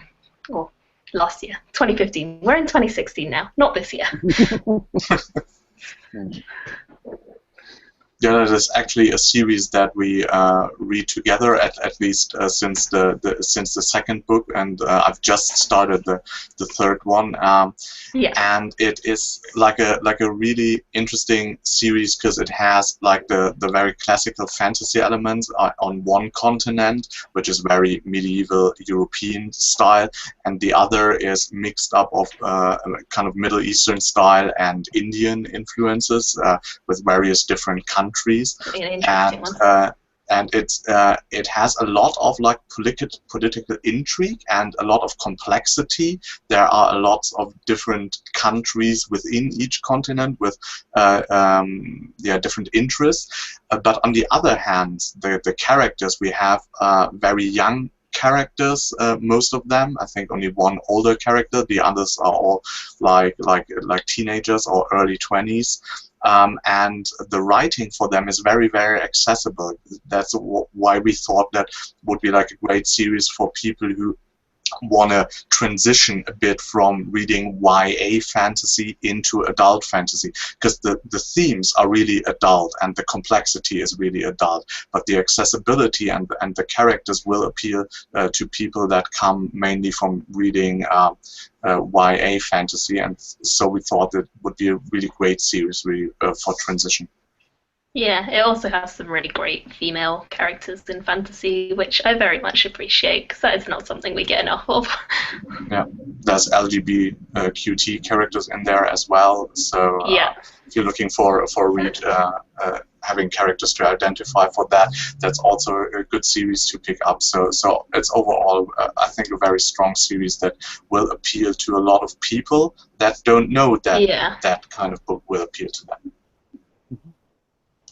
Shay, chime in. We haven't heard from you in a bit. Tell us some of your... I'm just so enwrapped by everybody else's reviews so far. Did you have any new to me sort of writers that? Yeah. Well, hold on. Let me go grab one. Hold on.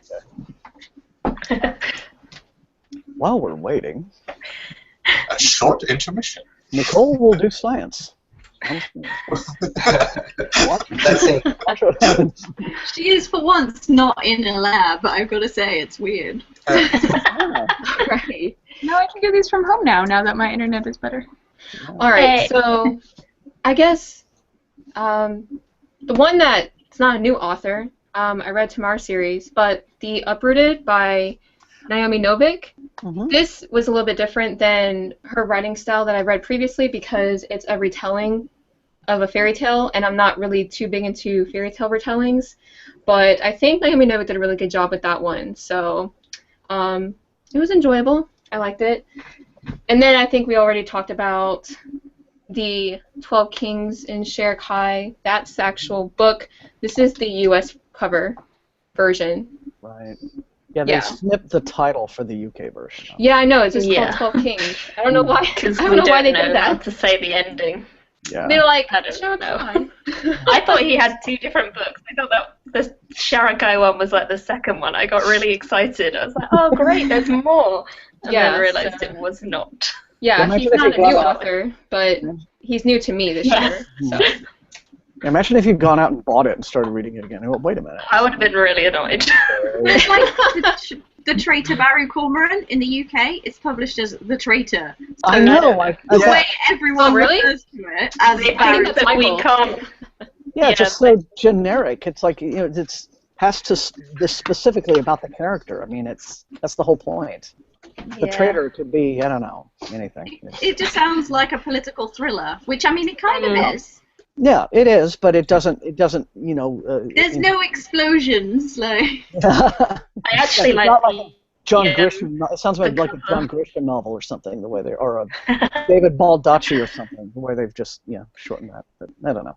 I actually like the US cover of The Traitor, Barry Cormoran, a lot better than the UK one as well, because I think that one just, like, the UK one's so generic. It's just like flames. Looking. It's like, oh, okay, another one of them. Yeah, could be anything. For the Traitor Sun cycle, I actually ordered the European version because I like that one better than the US version. So I'm gonna be starting that one soon. Yeah, and we've already talked about how just Small Angry Planet is much more classy in its UK version. That just depends on how they market and what their art directors are thinking. Who knows? Yeah. It also goes for the Robin Hobb novels. All of them have. Oh, I know. The American ones are the worst. They just they re-released them all with just these thoroughly, completely generic. Terrible. Yeah, like stock footage characters. I'll tell you one thing though, they could have been worse. The artist actually could have been Steve Stone, so they could have been worse. No. I don't know who that is. What covers does Steve Stone do? Yeah.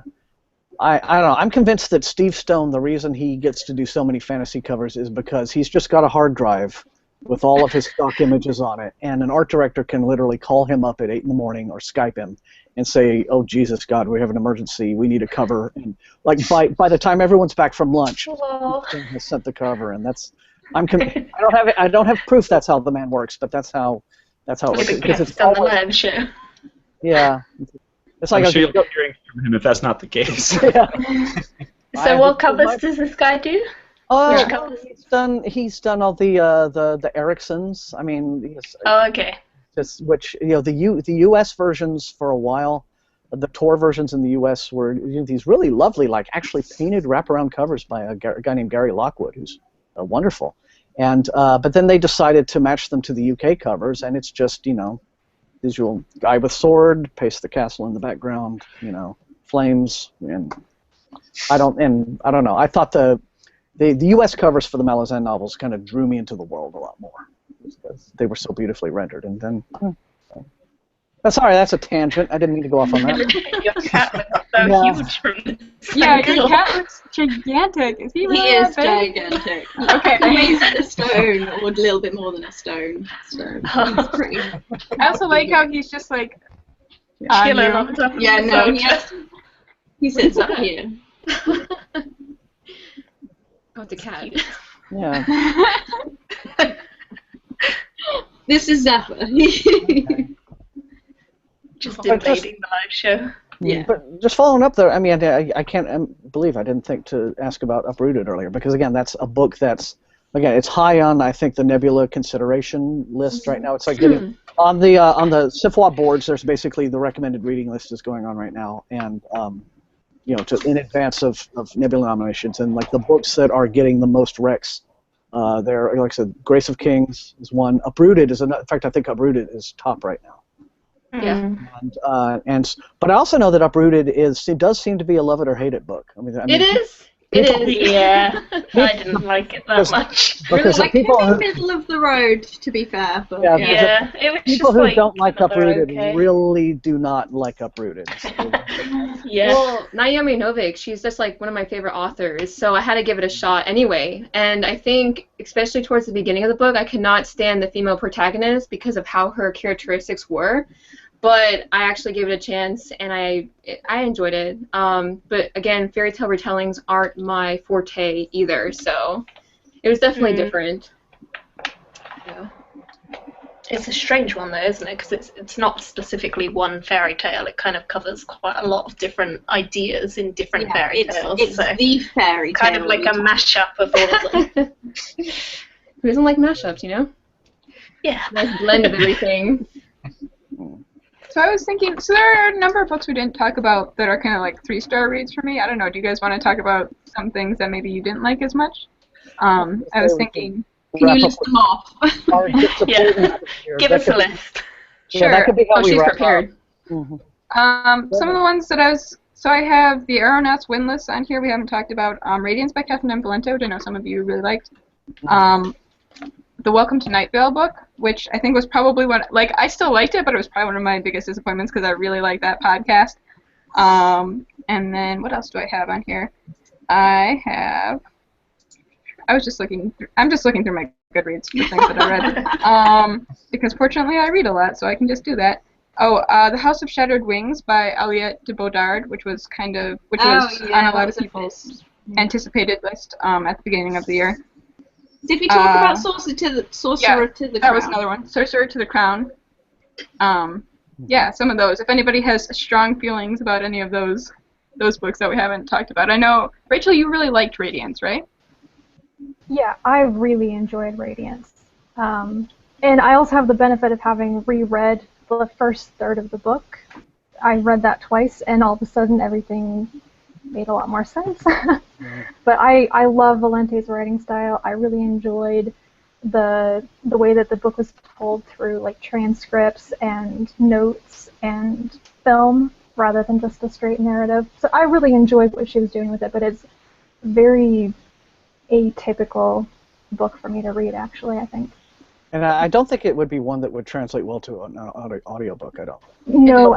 Because of all of those different like textual formats that it uses. Yeah, and I would even prefer reading it in physical format, as I read part of it on ebook, and when I got the physical book, it just worked better. Yeah, there was some icons and stuff, and the text layout just worked a lot better. Yeah, I listened to that as an audiobook, and that was clearly a mistake. That's the worst. The narrator is fine, the book.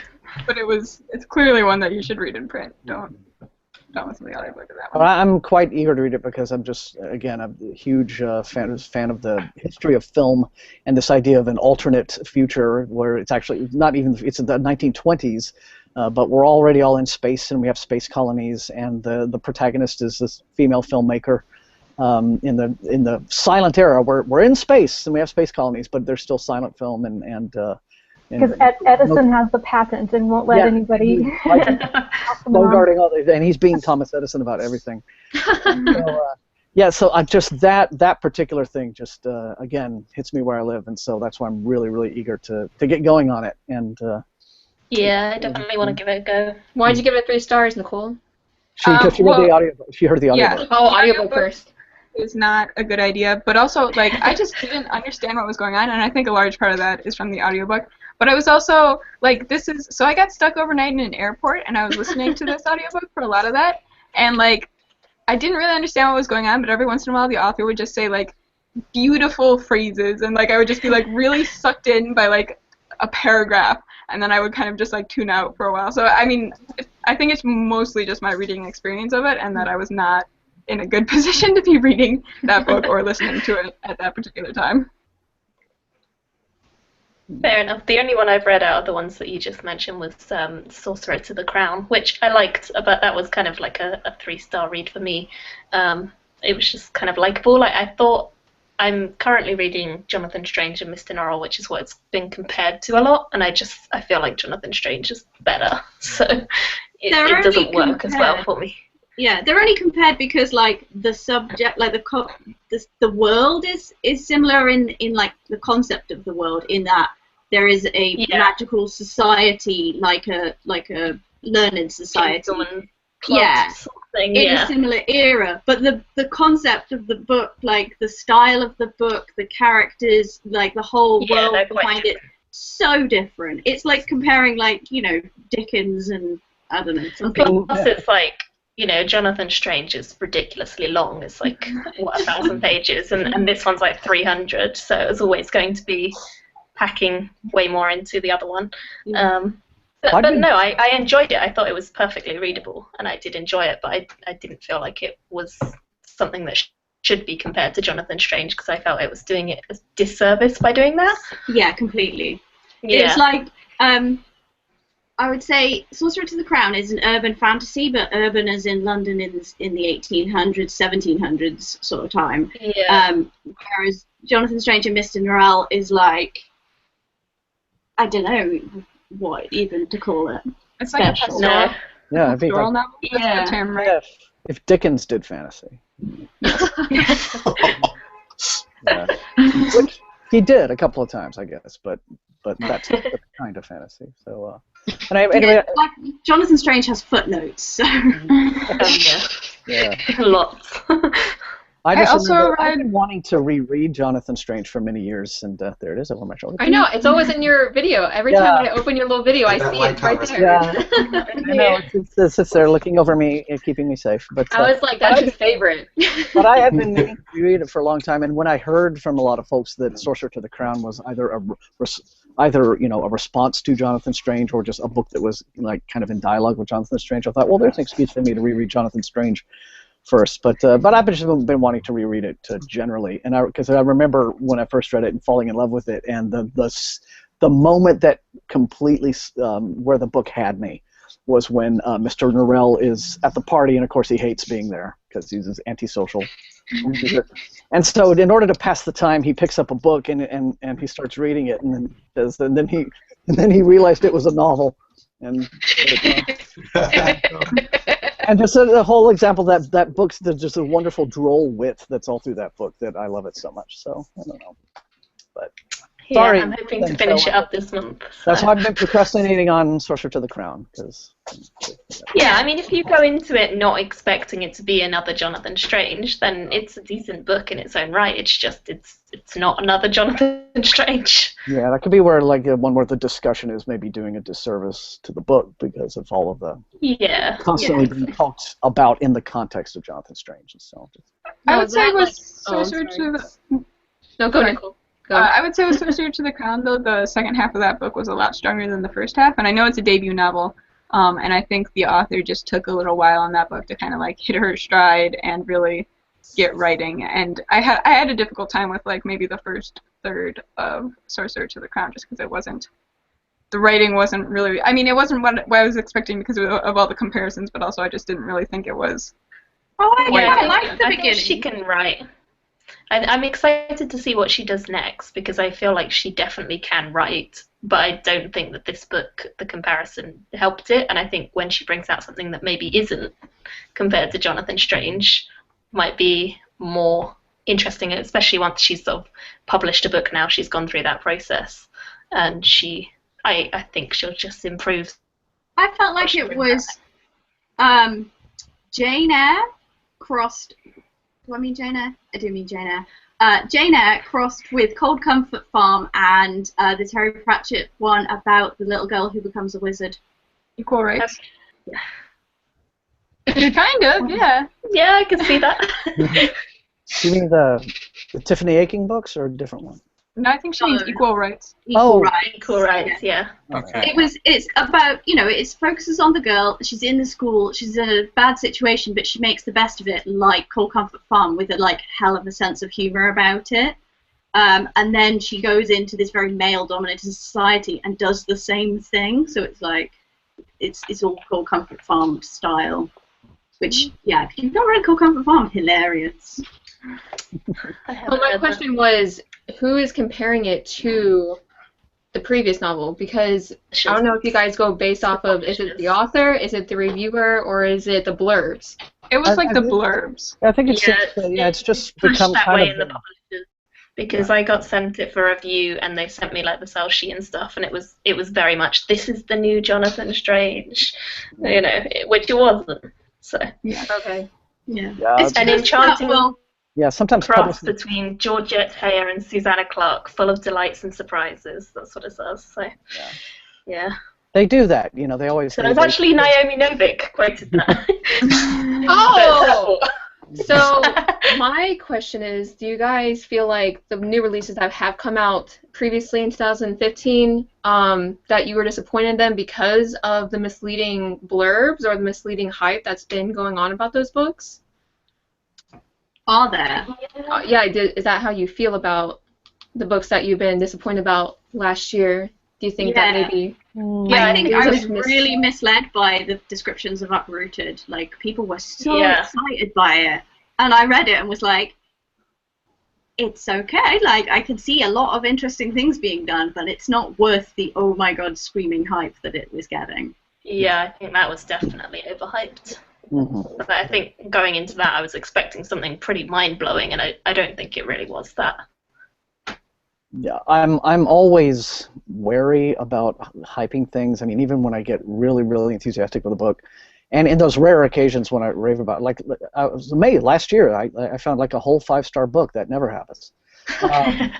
But even then, I try not to gush too much, right? Because I don't want to. I just want to, calmly explain why I think this is good and why I think you will like it, and what you may or may not like about it, depending. I mean, I always try to kind of keep my personal, fangirling to a sensible level. But you get these sell sheets like Caitlin was talking about, and the publicists are always pitching these, particularly if they're trying to sell a specific book. They have something that they really want to do well, and so they'll immediately pitch it, always in terms of another book. So and this happens all the frickin' time in YA.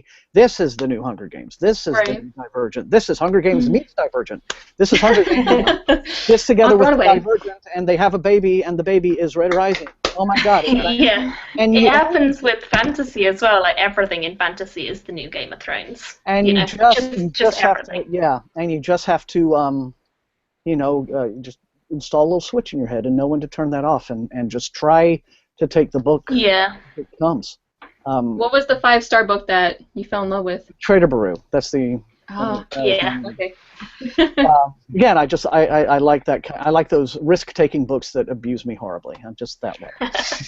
Yeah, we're all masochists. That's great. But yeah, since we are talking a bit about the 2015 disappointments, I can think of a couple I DNF'd several times, but I swear I'm going to go back and finish them just to review them. But Dinosaur Lords didn't work. Oh no. That was horrendous. That was my least favourite book of the year. Don't finish it. It had such a beautiful cover. Actually, Shay really liked it, didn't you, Shay? So I think I'm going to give it. Hey, I'm going to read the sequel. Okay. I'm not. I probably will read the sequel, but I guess I just found it. I don't know. Victor Milan.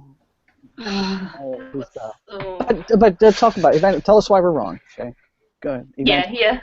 Shay liked it. I just think it's a very interesting concept, and I actually appreciate the fact that he took the bull by the horns pretty much and wrote a book about knights and dinosaurs, and I think that it has a lot of potential to it, and I think that that's why I'm going to continue with the sequel, because I think that he can improve and do better, and that's why I'm going to do it. And I know that also Thomas didn't particularly like The Last Song Before Night, which I finished, and I actually kind of liked it, so I wanted to know why you thought it wasn't your favorite cup of tea, Thomas. Well, I mean, there's quite a lot I liked about it. Me too. That's what I'm saying. There's like so much potential. Like, and also, I didn't know this. It's going to be a series now. She did a book deal with Tor, so I thought it was going to be a standalone. And before I knew it was going to be a series, I finished it and I was like, okay, I can appreciate for what this is as a standalone.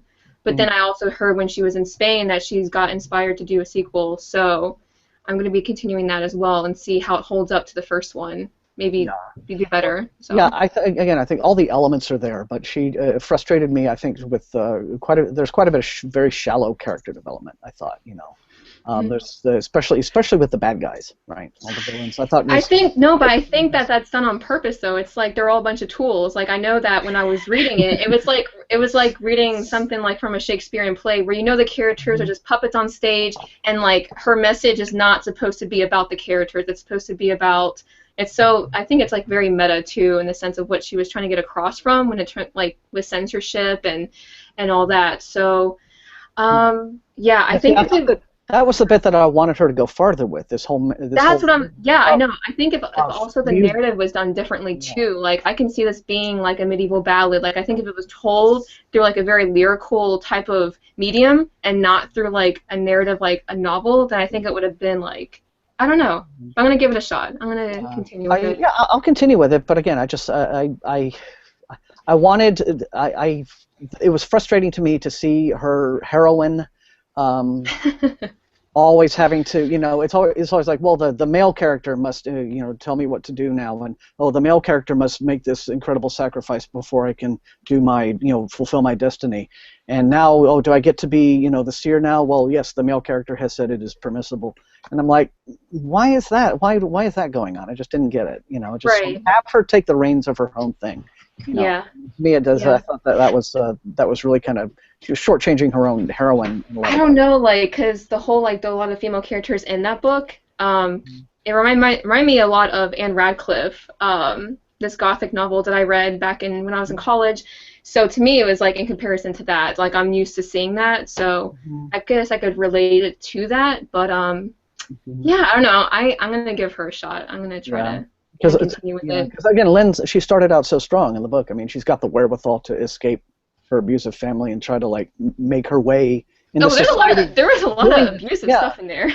doing the thing that legally women aren't allowed to do, but she pursues it anyway. And I thought, great, she's starting out great and strong, but then as the book progresses, we fall into stock characters. And kind of stock situations, and she sort of falls. She's overshadowed by the guys at the end, and I'm like, that's kind of an own goal there, but some lovely writing, and I love the city and the gorgeous cover. Stephen Martinier. So, but anyway, that's an interesting example of a book that like you can talk about and go, almost, it was so close. Yeah, I think it has a lot of potential. I think she can sharpen her writing skills too, and we'll see what happens. I'll let you guys know. Yeah. Okay. I guess Shay and I have, both reviewed that book on our channel, so you can watch that. I haven't reviewed it yet, just on Goodreads, but yeah. Anybody else feel like they've had some kind of high expectation for last year's books? Not necessarily for a book that came out last year. It's more like a real classic book because I'm really into steampunk, and so one of the books that always is catered as one of the first real great steampunk books beside Jules Verne, more the modern way, is like Tim Powers' Anubis Gates, and I was expecting something really, really great, and then it was more like a really, I don't know, a bit of a bad Oliver Twist version with magical realism, and I was really like, when is something happening? and I was disappointed in that. Maybe because I was hyped up for years now to read this and expected something really different, and it was still like a really well written book. The writing was fantastic, but it didn't take off for me, so I rated it 3 stars, and I expected that to be at least like a really strong 4-star book or even a 5-star book for me. Yeah, I think it's a wonderful book, but if you were sold it as a steampunk novel, you were done a disservice there, because because it's a time travel epic kind of a thing, and I think it has one of the most amazing villains I've seen in a novel, like Horribin the Clown. I mean, your villain is a clown, and he's actually named Horribin. You've got yourself a villain, but yeah. Anyone else? I guess, well, everyone hated Armada, so I guess we don't. Oh, I was just going to say how much everyone hated Armada. Yeah. Well, let's go. Let's let the hate flow. Let's end. I didn't read it. I made my husband read it first because he loved Ready Player One, and he's not like a huge sci-fi fan. So I made him read it first. He was really excited. We use it as a doorstop. Really. Yeah. I feel really bad for Ernest Cline. Like, I'm sorry, but I mean, I'm not that sorry. It wasn't as good, and it was definitely like not what I was hoping for from him as a sequel or follow-up book to his original standalone. It wasn't good. It just was a letdown. Yeah, I felt like all of the things everyone pointed to as like, oh, that's probably a first novel mistake, wound up being like, no, you made those worse. You didn't learn. I don't know. Well, he's all about the fan service anyway in his writing, and just Armada was. Yeah, I think that was one of the best reading decisions I made in not reading a book. It was when it first was like pitched, I was like, hey, didn't I see an 80s movie that had this plot, or maybe 3? And then I was like, okay, that is not something for me, but it's still Ernest Cline, so And then I waited, and then the first reviews come in, and with every other 1-star review, I was like, yeah, you didn't buy it. You didn't cave. I was so proud of myself. And that is, one. So I could say I hated it so much that I didn't even read it. It just felt like a rip-off of Ender's Game to me. That was all it was. Pretty much. And wasn't good. Okay, well, let's cheer ourselves up then a bit, because I'm all depressed now from talking about Armada. But we have a question in chat asking, how do we split the time between reading and reflecting on what you read? And he says, Alec Talakari says, when I get going, I can do a book a day, but then I don't think about them enough. So, yeah, talk about the whole reading to reviewing, mental process that you undertake. I think buddy reads, like, that really helps me personally, and it's something I've done a hell of a lot in the last year, and I didn't really do before the last year. And just talking to people who've got very different reading experiences helps me to get a different perspective on something I may never have thought about. So I don't sort of sit and reflect on books that often, but I think buddy reading them and sort of talking to people as I go along really helps to give that different opinion that you may never have thought about just on your own. So that's something that helps me. Yeah, I don't really do much reflecting as such on the books that I read. I do talk with other people about them, both like people online, and also my fiance reads a lot of science fiction and fantasy, so I talk with him. And I'm in a couple book clubs in real life, so there are a lot of people that I talk to about books, and that's probably about the extent of my reflection on a particular book. So I do weekly wrap-ups for everything that I read, and I usually just go into those without any notes, and I just kind of say whatever comes to my mind about the book and hope for the best, and it usually turns out okay. But I don't spend much time, I guess, reflecting on what I read. Brock, we haven't heard from you in a while. Regale us with your wisdom. Well, having a partner to talk to all the time is great. So I read a lot of science fiction books and fantasy books, and my wife does not. But at the same time, in our evenings, I'll spend all my time talking about, oh, this thing that happened in this book, or the character did this, and the author did this, or this was interesting. And I think that's how I process the information, is verbally spewing it at somebody else as I'm thinking it, because then then it seems to stick with me more.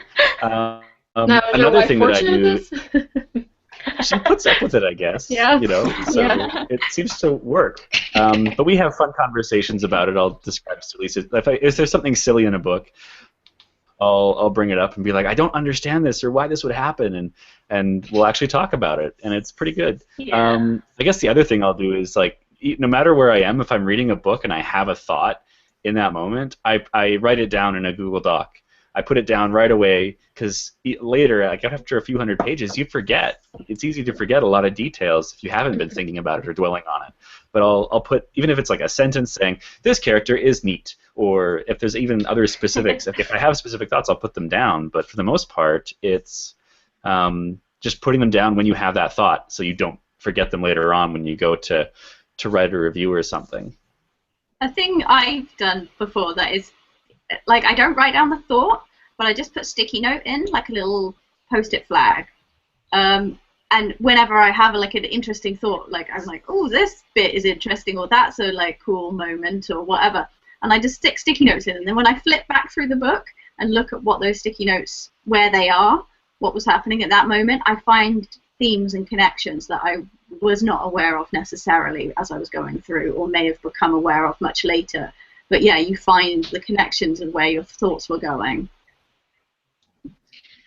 I really like to, and this is probably just annoys the heck out of other people, but I like to live tweet when I read, because it's kind of that same, like, putting it in a document, like writing it out just kind of reinforces what I was thinking. And so I can sometimes that's just a quick enough thing that it reinforces my thoughts, and I can remember it later without having to sit and think about a book for 15 minutes afterwards, or 30 minutes or something like that.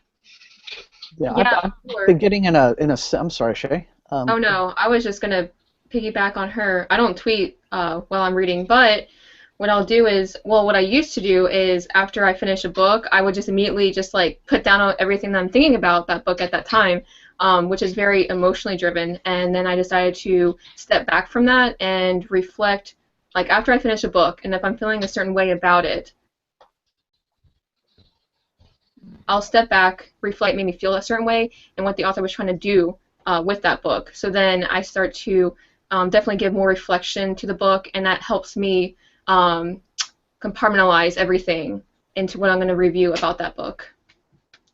So I do a lot of reflecting, was what I'm trying to say.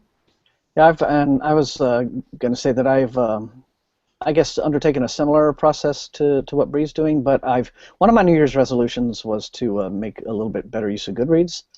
Even though I don't really care for the site, but I understand, you know, the interactivity of it, I guess, it really is very useful. And one thing that you can do is, as you're progressing in your reading, and you know, insert your page count, and you can toss in a little comment. And so that has been a way that I've started using that a bit more as a way to sort of keep my spur of the moment thoughts when I'm at a particular point in a book and what I'm thinking at that moment.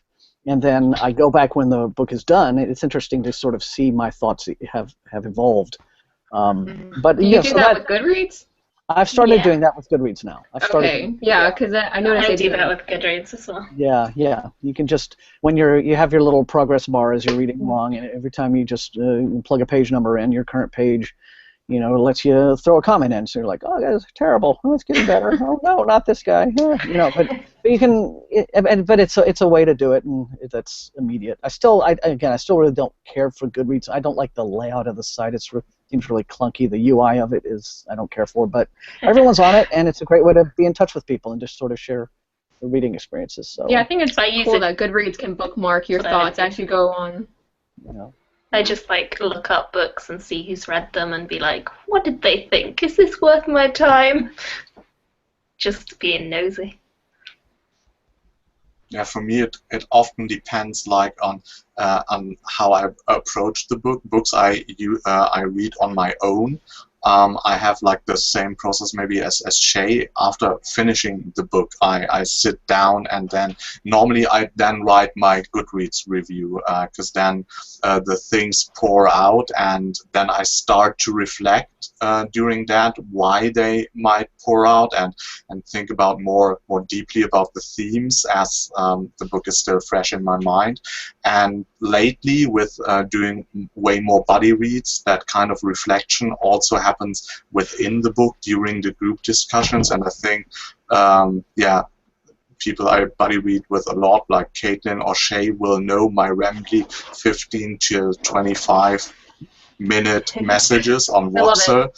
Yeah, so so that happens a lot, and that helps me reflecting a lot, because then you got the opinions of others as well while reading it, and it becomes at least an alteration of what I would have went to on my own, but often something I experience as an enhancement, and that's why I really like to have this the buddy reading dynamic. I know that I can be like influenced, of course, while reading a book towards the positive or the negative by reading with others. There's always that danger, but I really enjoy that, and as I said, often it enhances reading for me.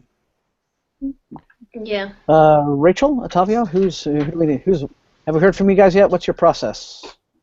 I think buddy reads also work really well for me. I think like two of my favorite books that were published last year, or that I read last year, I buddy read with Rachel, and we talked about it, and we were always like discussing, and like I would point out things that maybe she hadn't thought before, and she would do the same, and it just makes the experience more rich, I guess. You think of other angles to look at certain things, and that's really, really interesting. Yeah, I think I've done my most intense reflection on books when I'm discussing them with somebody in a buddy read. I don't usually talk to other people about most books that I'm reading. If I'm reading on my own, I don't talk to anybody about it until I sit down to film a video or something. But I tend to always constantly be thinking about what I'm reading when I'm reading it. I read multiple books at one time, and whenever I switch to a different book, I'm usually still thinking about the one I was reading before, or really comparing them. What worked for me so much in one versus the other? How are these things different? How are they similar? So, and usually I know exactly which books I'm going to review separately, because it's that very emotional response, like in the first couple of pages you might know. And that's the only time I really take notes, if I want to. Sometimes I've started to write and script my reviews before I'm even halfway through a book, because I know I'm going to have something to say about it. Okay. All right, we've been going a couple hours, maybe just a little bit over. So I guess we can all just sort of move towards signing off. But let's wrap up with what are we reading right now? What are we reading this weekend and in the next week or two that we're all excited about? What are we into at the moment? I'm finishing up Small Angry Planet and All the Birds in the Sky. That's my weekend reading. So. I want to read that one when it comes out. So, who else? What else? Shall I go? Oh, go ahead, Caitlin. Okay. I'm reading The Mirror Empire right now by Cameron Hurley, so I'm going to finish that one up. I'm also reading The Copper Promise by Jen Williams. And then once I finish both of them, I'm going into Unholy War by David Hare. So really excited about that one because, yeah, new favorite author. I'm currently reading The Sheep Farmer's Daughter by Elizabeth Moon. It's the first book in the Deed of Paxenarion series. And I have just started The Long Utopia by Stephen Baxter and Terry Pratchett. I'm also reading The Sheep Farmer's Daughter. I'm actually reading it with Rachel. And I am about halfway through Signal to Noise.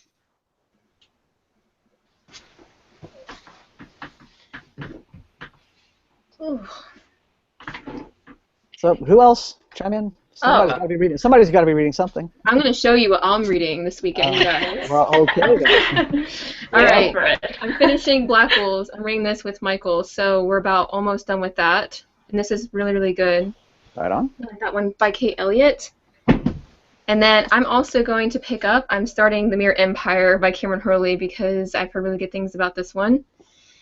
And I have, I'm also reading this one with Michael. It's R.A. Salvatore. He actually finished it. Sorry, Michael, I'm like telling you everything that you're doing. But that's R.A. Salvatore. I'm going to do the Legend of Drizzt series and continue with that one. And I'm almost finished with this little book I picked up at the thrift store. This is a middle grade book. I don't really read middle grade books, but this one is called Little Fur, and she's half elf, half troll, and it's just like a very whimsical, magical, and a cautionary tale, I think. So that one's really good too, you guys. That's all I'll be reading this weekend. Okay then. Yeah, so to continue with that, I'm reading Black Wolves, of course, as well, and finishing it up. I've just finished The Copper Promise and Homeland, so so for me, like a new triangle of books starts, and this will be City of Blades by Robert Jackson Bennett, which I'm really, really looking forward to, and I know Brock is reading at the moment. I'm also reading Chasm City by Alistair Reynolds, because I want to get back into the Revelation Space universe. And I'm also starting Unholy War by David Hare with Caitlin. Cool. Who's left? I'll put you on the spot. Who's left? Brock? Yeah, there you go, Octavio. Sorry. Octavio, you made a noise. So. My turn then. Now, okay. I'm about, like, I don't know, 90% through 70, so almost finishing. Should finish that today or tomorrow. Almost finishing also The Long Way to a Small Angry Planet. And I really want to start the 5th season next. And yeah, that's it.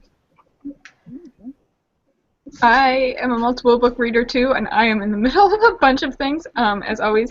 My audiobook at the moment is called The Red Glove, and it's a YA urban fantasy, and I'll probably finish that up today because it's very short. It's like just a novel. It's very short.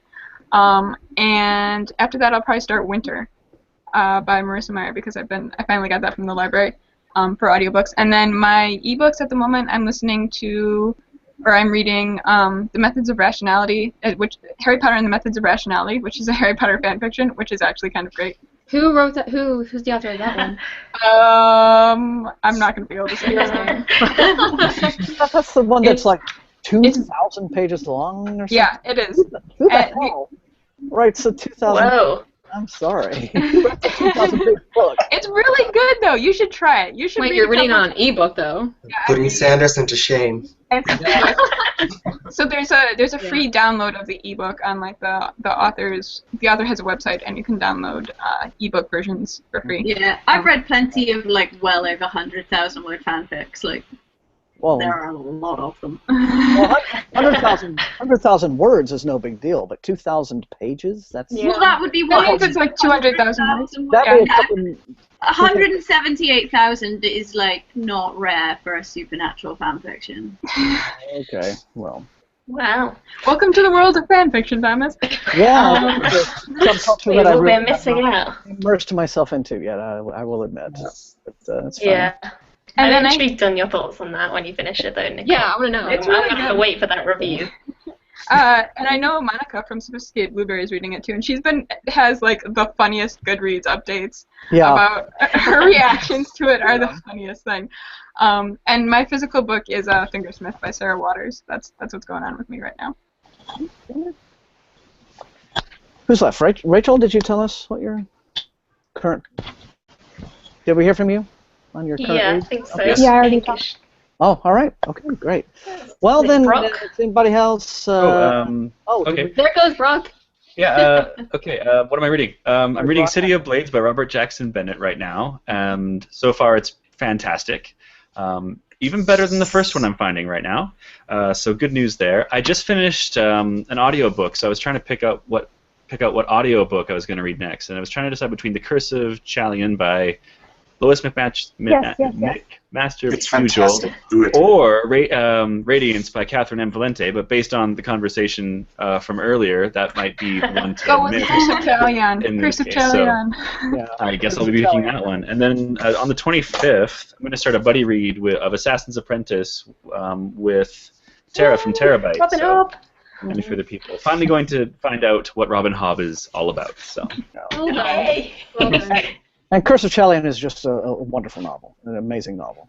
Oh, I'm excellent. finishing To add that. this. Signal to Noise. I'm halfway through. And my audiobook at the moment is The Jennifer Morgue by Charles Stross. I just started listening to all of the Laundry Files series books, because my previous Charles Stross experience was his sci-fi ones about robot ship things in the future, like the really, really far future ones. And I'm not a fan of those. But I love his Laundry File stuff. Like, it's so different. I can't believe it. Like, it's like a completely different author almost. Yeah, the Laundry Files is hilarious. There's a great print too. Oh, sorry. My dog. But yeah, I'm gonna hop off, you guys. Your dog is disagreeing about Charles Stross. I object that.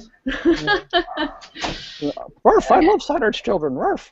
Oh god, that was it. Saturn's Children and Neptune's Brood. Oh. Saturn's Saturn's Children has one of.